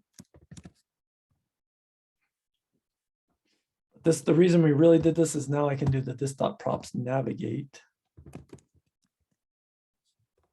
And then we want to go to slash payment success, but we're going to need to pass some data because it wanted some state stuff. But we're getting close. So if I go back to my React router drop, now I can, like I am using like this use navigate. So I can use this call. I want to do a state. I think I can just pass it maybe like this. So for my state,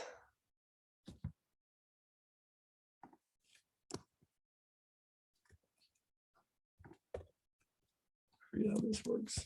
I'll just do it like that.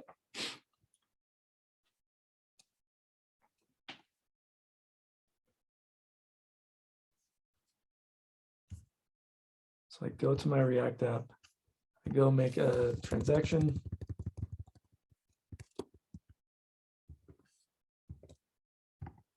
It's not validate, it's too far in the future. Purchase. Cool. So that took me to my payment success. I just have a Eric's, I don't have this state. That's fine, we can figure that out. Maybe I need to do like state in here.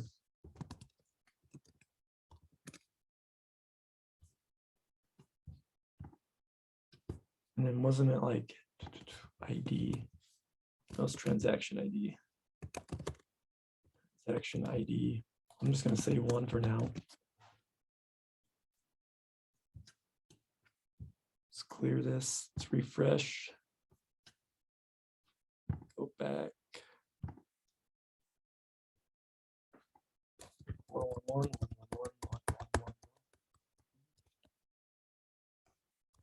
23.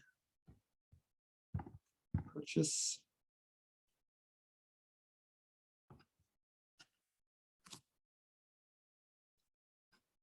Still not sending this quite the right way. So what I'm going to do is in my payment success.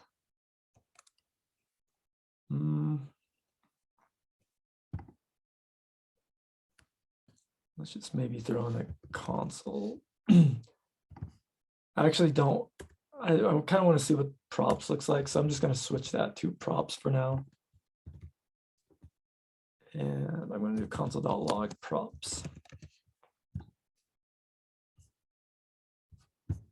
State's not defined. I'll just define it. There we go.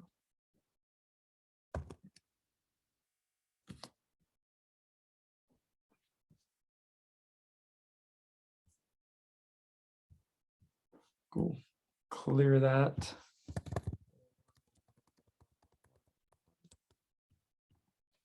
$0234 purchase.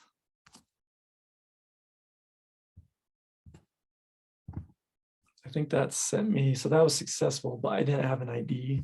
I'm just kind of like hard coding this, but now I can look at my props online. 15. Oh yeah, so I'm not going to be getting these from props. So I think the way this was set up, I did this wrong. So I actually now need to do a little more looking into this, into the use navigate. So I'm going to do this passing.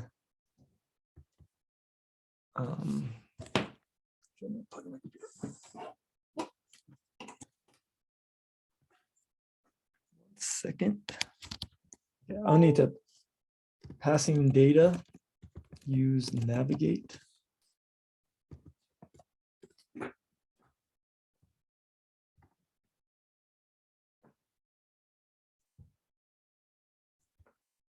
Let's see if I can find a little example. Yeah, so they're navigate state. So I'm doing that right. And then I need to grab the use location hook from React Router and do location.state.name. So I'm going to do const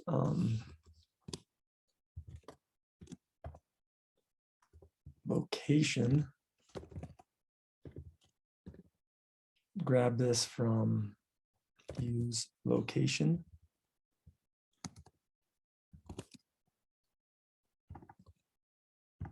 And then I can do it like this, location.state and location.state.transaction ID.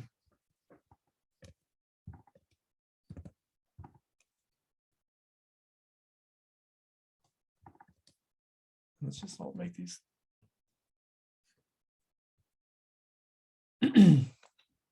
So once again, here I could, location is an object and I have all this state stuff everywhere.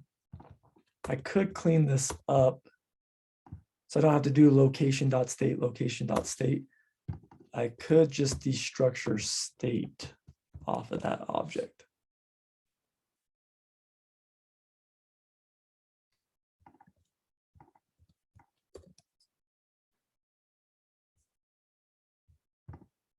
Let's try this one more time. 411111111. Purchase.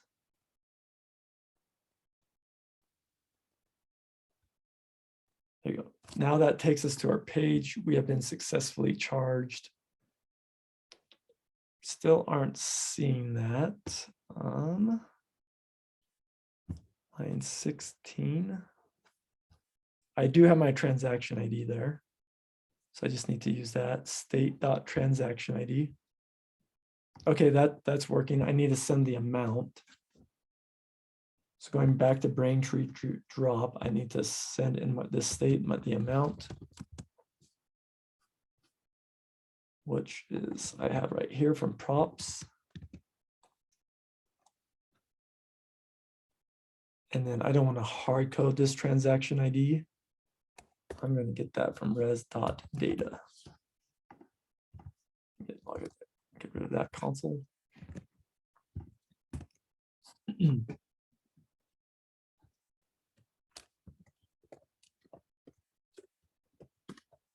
I'll save the comment. That's a example method.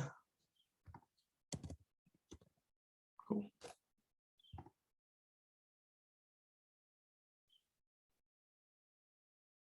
Make another purchase. Let's do this again. 4111111. 3. Purchase. There we go. We've been charged, $50,000. There's our transaction ID. Make another purchase. So that was like a little bit of a React Router demo. And then kind of ran into like an unplanned problem where like I had decided to make this a class component. But then all of a sudden with this class component, I can't navigate in a function because I don't have this props dot. I can't use that navigate hook. So we did something a little interesting where we created our own, what's called a higher ordered component, where we wrap a component in another component so we can pass it other props. So it's like essentially I could wrap my class component in a functional component, and then in that functional component, I can use that use navigate. Then I can pass that down as a prop. There's a little craziness right there. And then the other stuff that we did was just, once again, looking at using Google to help, with our specific problems. Like I know I wanted to navigate from one page to another, but I also wanted to pass data from that page. When I do navigate, I want to go to payments success, but I want to pass the transaction ID and the amount. So how I do that is I pass this as a second argument to this function.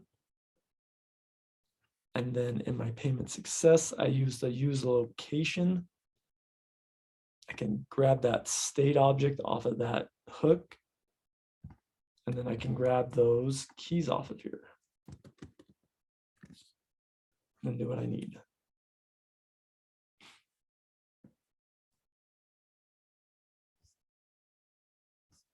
One other thing I could change really quick is, I don't need a $sign right there.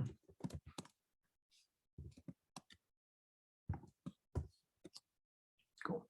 It's all UI stuff. Okay, so I think I'm ready to commit, but let's just kind of review what we did in this last commit. So we added our payment method in our controller. So we first, make the request to Braintree. Then if it's successful, then we can do stuff with our own database. Right here, this is going to be likely something was wrong with the Braintree transaction. This error is going to be something else was wrong, probably maybe with the Rails server or something else. Like if this purchase create failed, we would hit this 500 error. Another thing we could do is, or that we did, we created this purchase model just as a little demo. We created a payment success page. Our Braintree drop, we set this up so we could grab the token and the payment method. We have this payment success page, which just is its own little page where we go to when we successfully create a payment. I would spend some time with this with the router component. This is definitely something we haven't talked about, but you might see this term like an HOC, higher order component. This is kind of like at a high level what it is. It's just it's where we wrap a component in another component. And yeah, then we just created a new table. So I can go ahead and add this.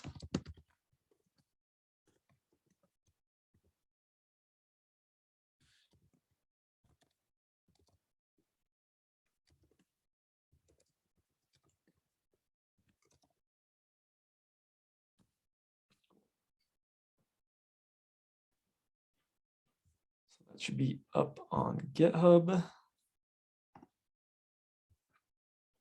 And yeah, let's take a little, and then, well, just before, if I go and look here and like refresh on my Braintree,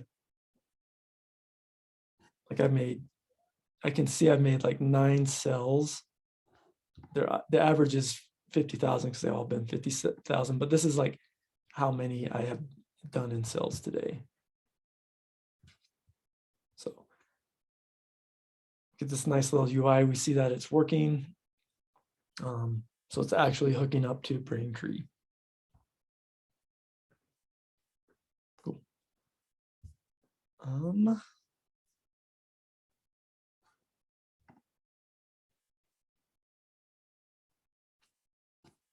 So yeah, I could probably come in here and like grab like actual, like get some, more specific data on the transactions.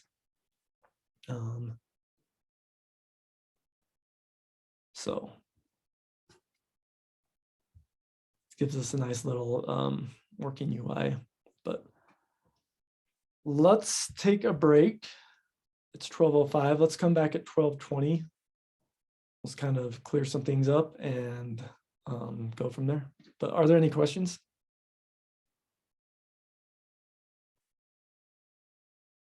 Cool.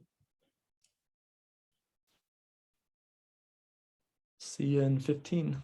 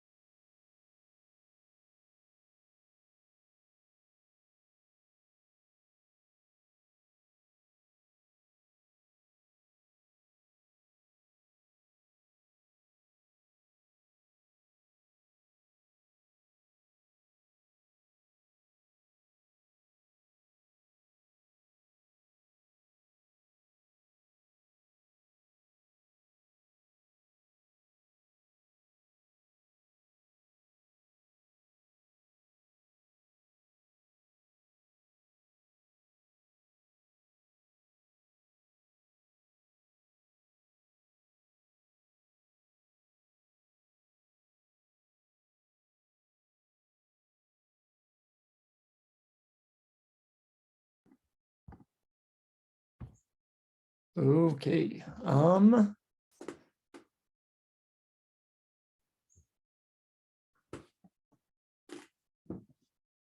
Let's see here.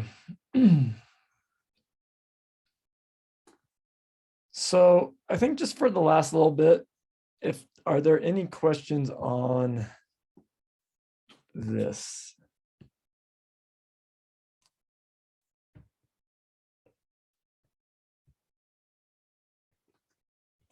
Payments.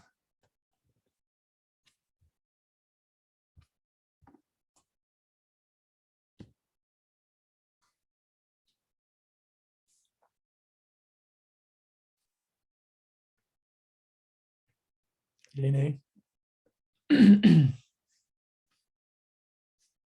Cool. All right, let's do this then. So as we're kind of getting in the final weeks, I kind of want to start doing like a little bit, and we'll kind of do this here and there, but really start kind of doing some like job prep. Now Will's going to come in, he's going to help you with resumes, and he's going to come in and do LinkedIn, get your LinkedIn set up. I kind of want to do more kind of getting you a little prepped for like more like the interview type stuff. So let's kind of look, I'm going to Slack this out. There's a lot of these. I'm not saying this is like the best one or any of these. These are, I kind of want to just give you an example of ways to start preparing for some interview questions. And this will also, these are also going to be good because this is just also going to help you get better with like JavaScript and other languages. So for example, here's a repo. It's just a repo on GitHub. And it's just some potential interview questions. So if you just go through the README, these are kind of the questions. So let's like just in the next 30 minutes, let's just go through some of these together. So, and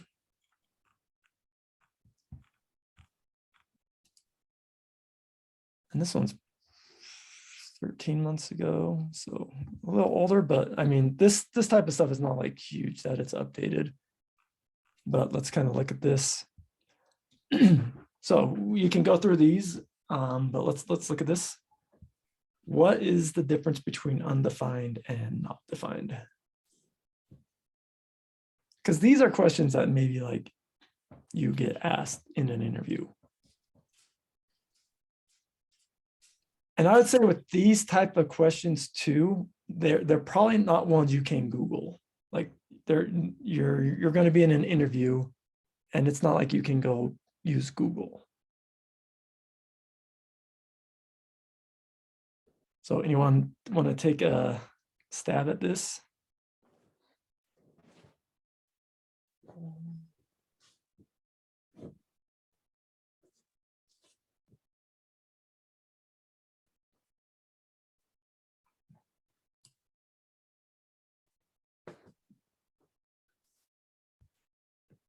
Anyone?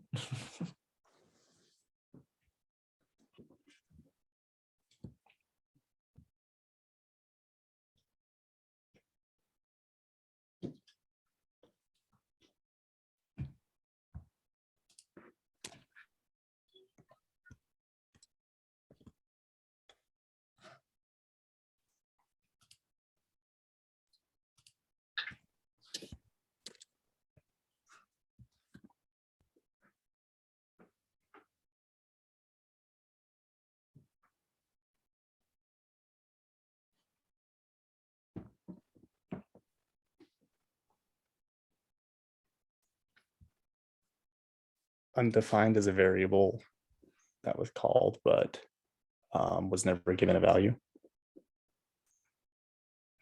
Undefined is a variable. And what was the other thing you said? That was called that was never like given a value. Okay, yeah.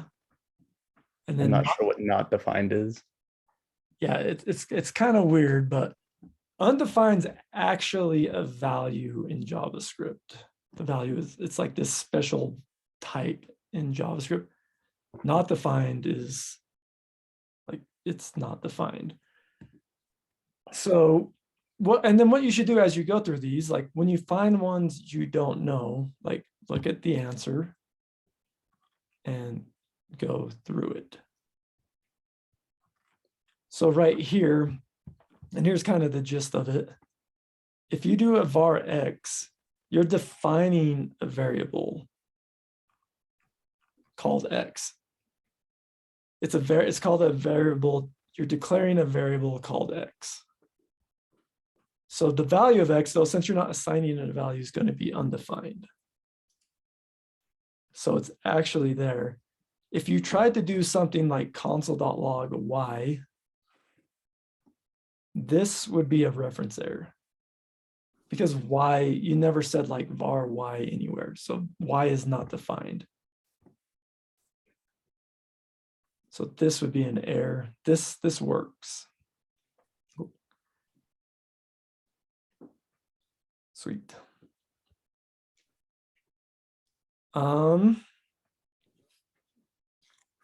Let's kind of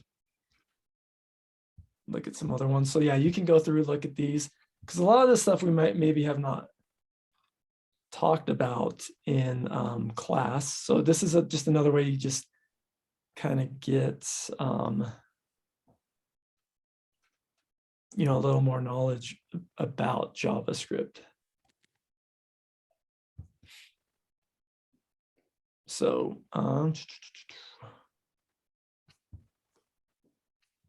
these ones are kind of, these ones are getting a little funky, but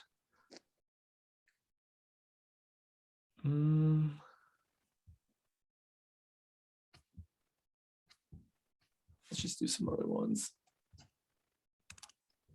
But these ones, like, because I bet you a lot of these you will not know. But as you go through, you'll kind of learn this stuff about JavaScript. So let's do some other ones just to show you JavaScript interview questions. There's also, you don't have to do it on GitHub. There's just, you can just search for JavaScript interview questions. And just maybe you start creating a list of some of these. So, you know, we could look at like this one, the difference between equal, double equals, and triple equals. So we know double equals that, so say we have two values right here. One's the number 2, one's the string 2. Double equals is going to return true since they're both 2 in a sense, but this one's going to return false because they're not the same type. Cool. Let's look at this one.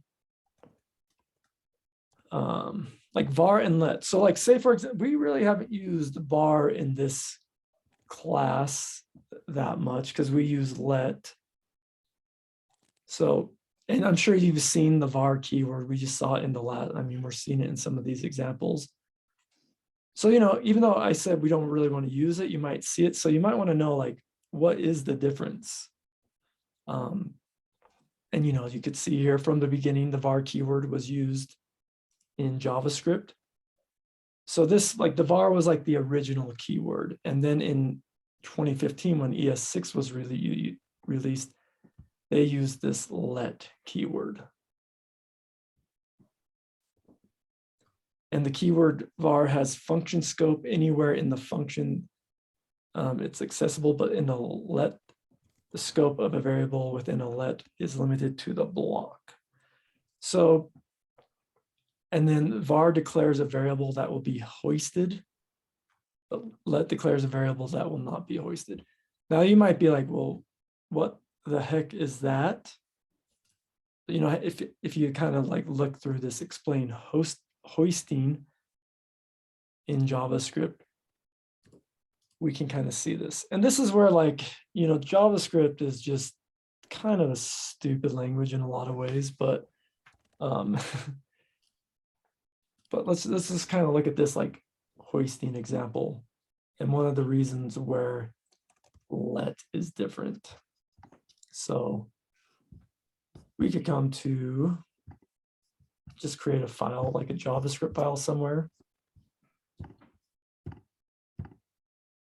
So this is, and instead of just reading these, I think if you just read these questions, and you're not going to get that much out of them. I think with preparing for an interview question, you really want to go code these out. So let's say for now, like we're really interested in, like we just got to this question right here, the difference between var and let. Like if you just read this, how useful is that to you? Does that even make sense? Yeah. This can sometimes, it's quick because you just read it, but then you're like, wait, what does that stuff actually mean? So what I recommend you doing is somewhere you create, like maybe in like Google Docs or somewhere, you create a list of questions. You could do this as a README. You could do this in Trello. You could create a Trello board where you write these questions down and you just go through and you document them. So I'll just do it right here. It just says like a demo.js, and then, you can come in and you can copy the question. You might even like copy the answers or like the text, or you might do, like in your own words, do like a too long, don't read. Let is the new version, like etc. But then you can come in and add more stuff that you think is needed. But I think more importantly, also, if you do it in like a JavaScript file, or as you're studying it, you go through and you try to like see what this means. So first of all, let's look at the concept of hoisting. So hoisting is a default behavior of JavaScript where the variable and function declarations are moved to the top. Okay, like hoisting's a weird, like it's stupid, but let's look at it. So let's say I have like this, I do a plus 1. That's going to be an error, right? I run this. A is not defined. In JavaScript, I can come in here and like declare a variable A down below where I use it. And let's just do a console.log so we can see it.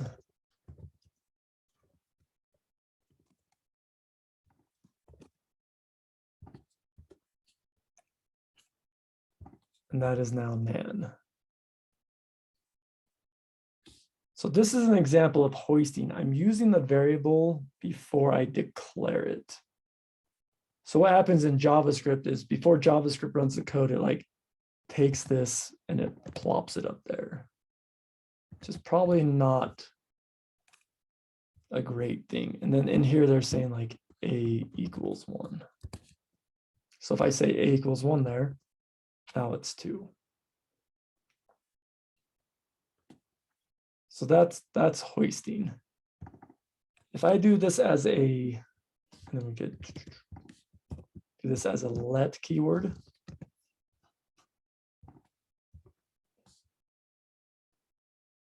I get this. So if it's a let, I get this error. Why is that not copying that whole thing? I get a reference error. Oh, interesting. With let. So let does not hoist.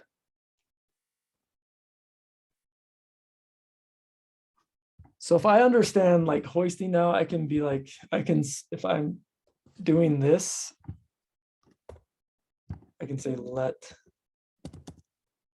does not hoist variable.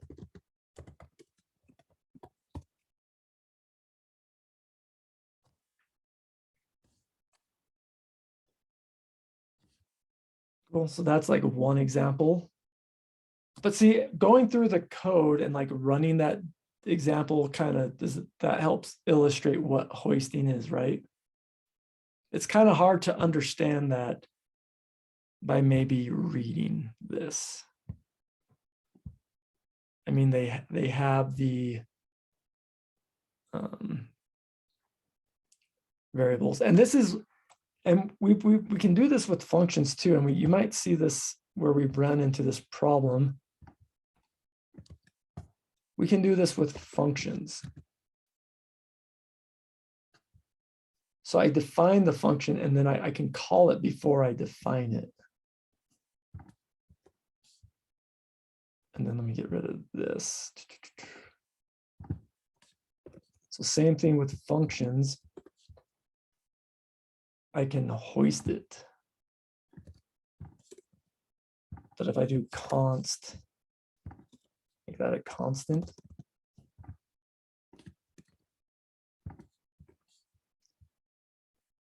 Now I get that error, same error, like the const and let don't hoist. So there's a little subtle difference between, you know, an arrow, like a function as a variable and just this other function, like this is hoisted up. I should call this non-hoisted function. Cool. So that's one of the things. Let does not hoist variables. Another thing I can do with this. Now, maybe like after you go through the example, you're like, ah, okay, that's what hoisting is. I don't really need that code. I get it. But it just is, but by going through the code now, that makes a little more sense. Number two, let's look at this one. So I could have a var a equals 1, and then I can do var a equals 2. Console.log a.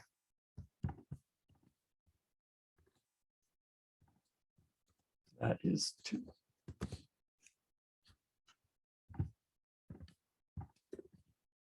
If I do let b and let b,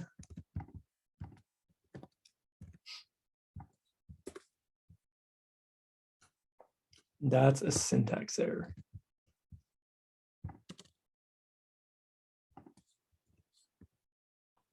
So number 2, like I can't, you know, reassign with let. I can do this. I mean, I can change the value, b equals 2. That works.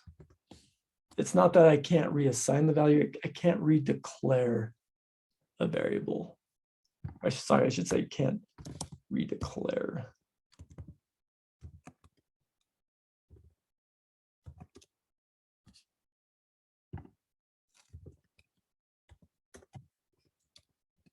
Too long, don't read, like let is better.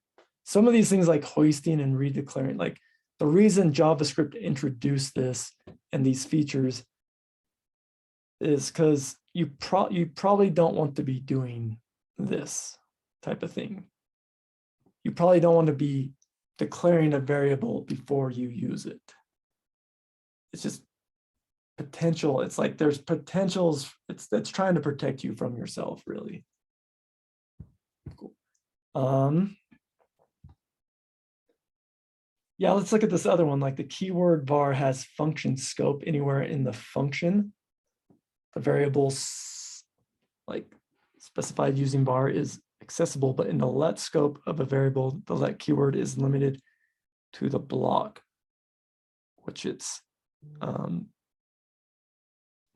where it is. So let's, you know, you could, maybe that's like not enough and you're like, wait, what? Let's see if you can find like, and this doesn't really give you an example. let versus var. So if you come into a question like where the article isn't good, then you just go back to Google and you maybe see if there's one that does, I hate when they, might find, that might help explain it better.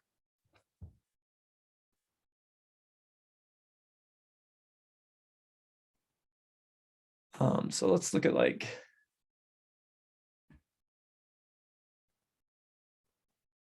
this one. So if we have like a for loop and we're doing inside the loop. So with a var, we declare var I equals 0. So we're just doing a loop. We go through, we go 0, 1, 2, 3, 4, and then 5.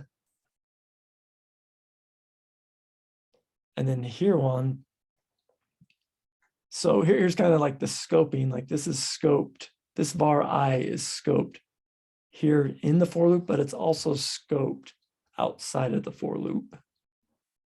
Then here if we use let, we'll do 0, 1, 2, 3, 4, and then we'll get a reference error right here that I is not defined. So maybe an article like this, it gives you pretty good coding examples where you can kind of see it, and then you can go run it.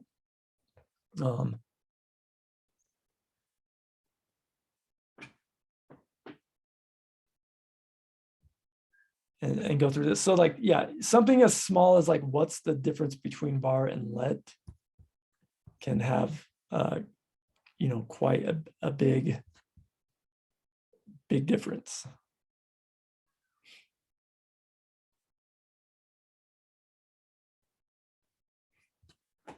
Cool. Let's look at some more.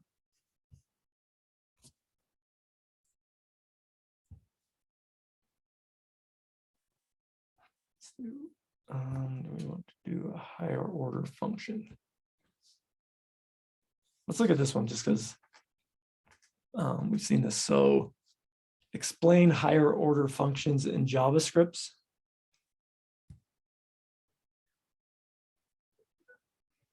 Does anyone know what a higher ordered function is?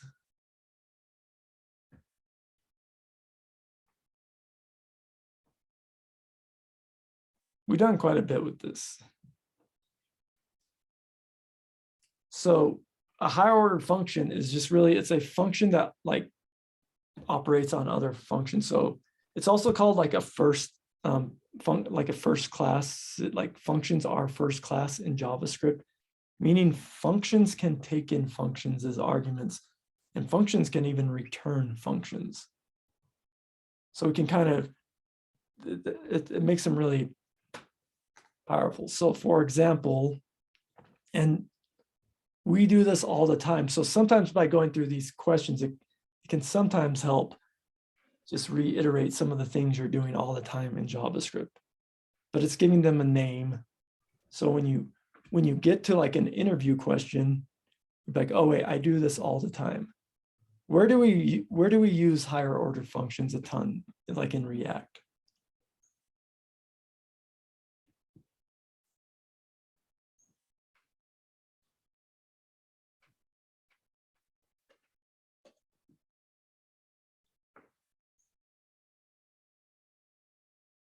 Anyone? Like a handle submit. Yeah, for sure. A handle submit. So, on submit, call this function. So a lot of callbacks. Another one where we use it a ton is like on our map, filter, reduce.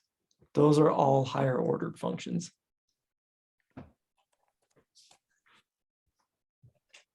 Let's just kind of like go through an example like that. Then you come through example, explain higher order functions in JavaScript. Copy that.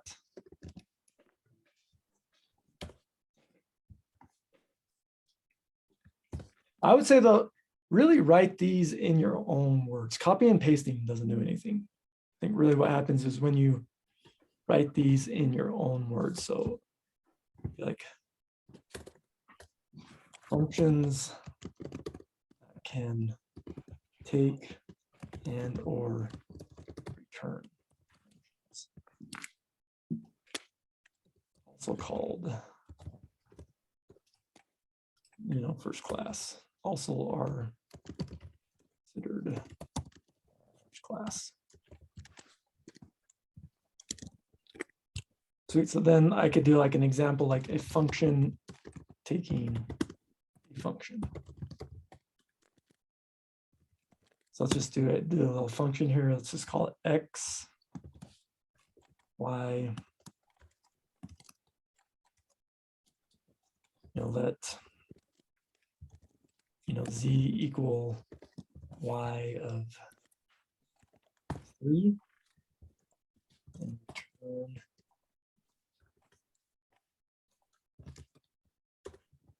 z.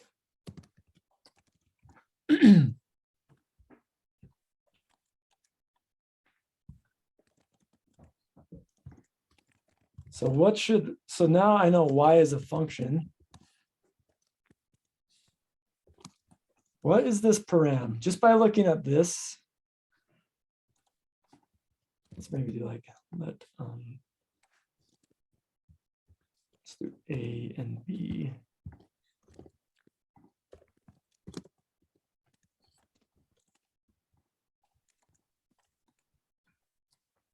What do I need? So I'm here I'm using y.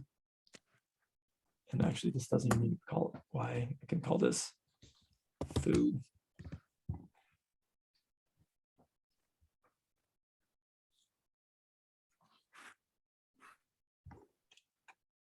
Let's actually, sorry, I'm going to do this without parameters first, and then we'll do one without params. This is where you really go in and you like really try to learn what this is doing. So I have a function x that takes a function, and really all I could say, let's just like assume this when I define this function, or y is a function that returns a number.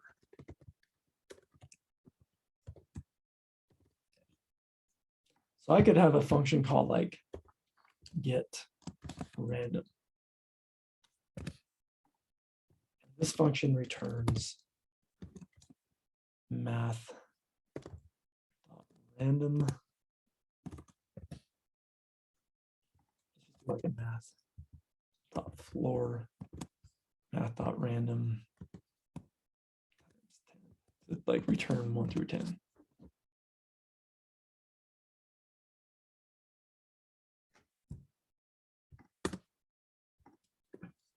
So now I can call my x function,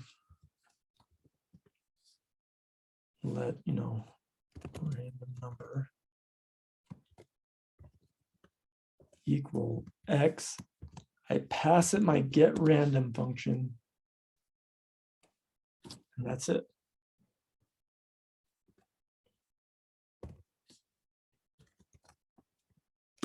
What is random number going to be?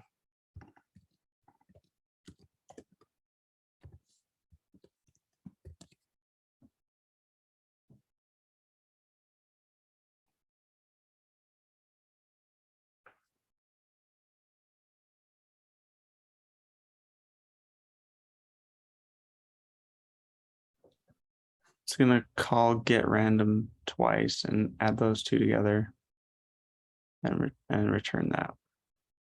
Yeah, so random number, I don't know because it's random, but it's going to be like 0 to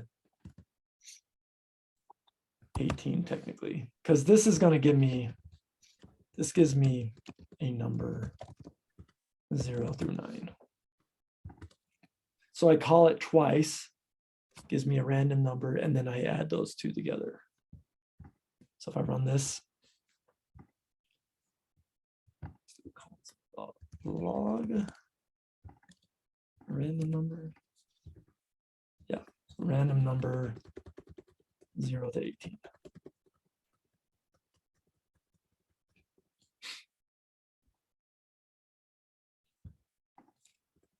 Let's say I have a const, turn 1.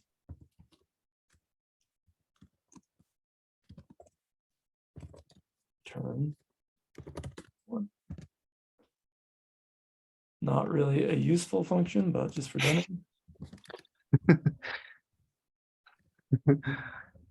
Call this like bar. See, now I can pass this a different function.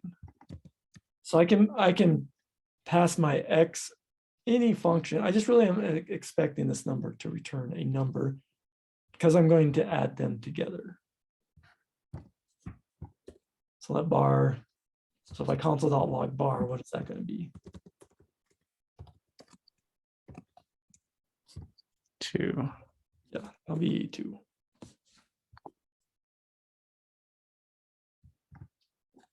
What if I have a function return yo?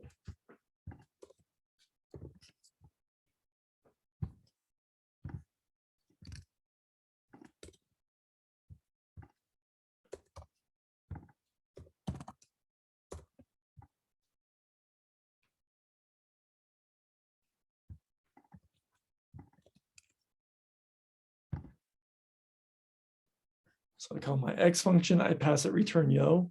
Well, this is returns yo, but in here I call it twice. So I do yo plus yo. That works, right? Plus works on a string, so that should just return yo yo.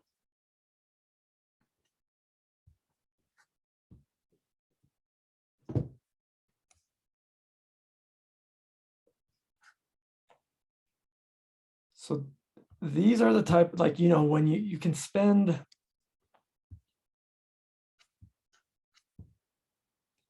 a lot of these. I kind of think these are, there's a lot in here, but this can be a good way to study JavaScript. You get the question, you really go learn about the question and kind of like experiment with it. Let's look at a function returning a function. These are a little less common, but because this type of stuff will just also kind of stretch your thinking about just coding in general. So let's say I have const, foo.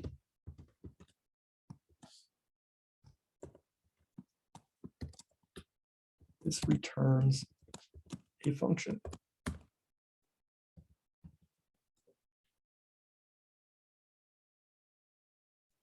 And let's say this function returns 1.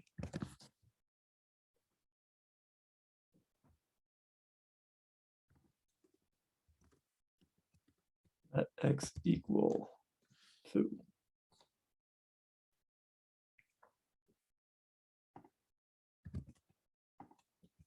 Let's look at the difference between these.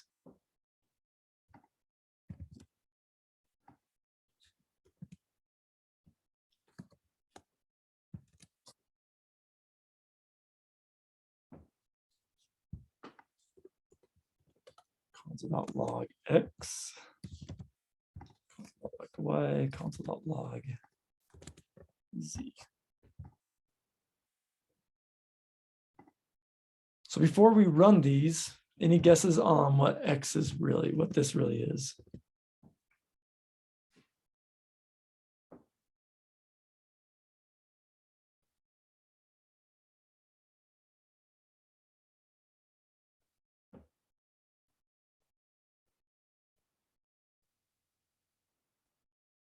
So what am I saying? I'm saying x equals foo. I'm not calling it, I'm just saying x equals foo. So x, I'm just essentially right here declaring a variable called x, setting it equal to this function. Shouldn't it be 1? This will not be foo. This is the function foo. It's just like an alias.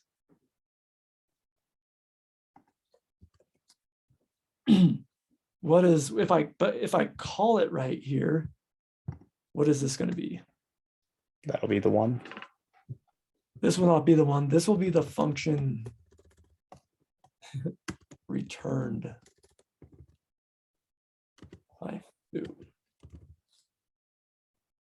So foo returns a function. Here I call it, I could also kind of do it like this, like let C1 equal Y. This is going to be 1. This is going to be 1. Let's run that. Okay, so there's my, oh, and I need to log Z1. See, there's my first one. X, that's the function foo. Y, that is the function, you know, so you can make these a little more clear for yourself.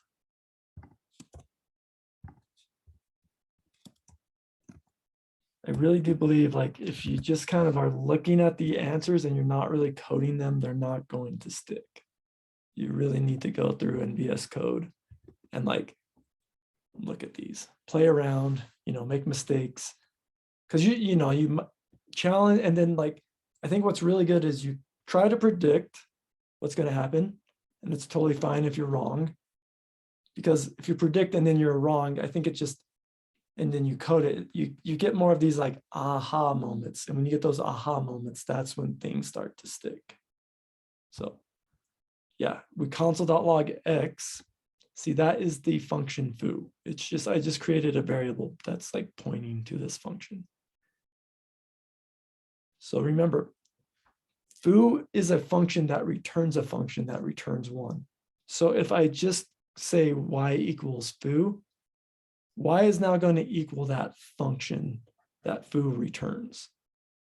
So it's not going to be 1, it's going to be the function, it's going to be a reference to that function. If I call it, it will return 1.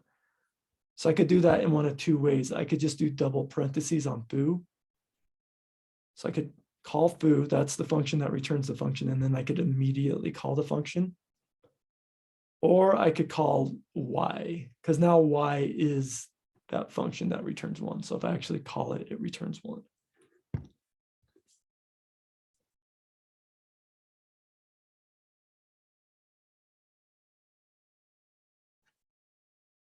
So like if you go through and you spend some time not just reading this, but actually going through and coding it,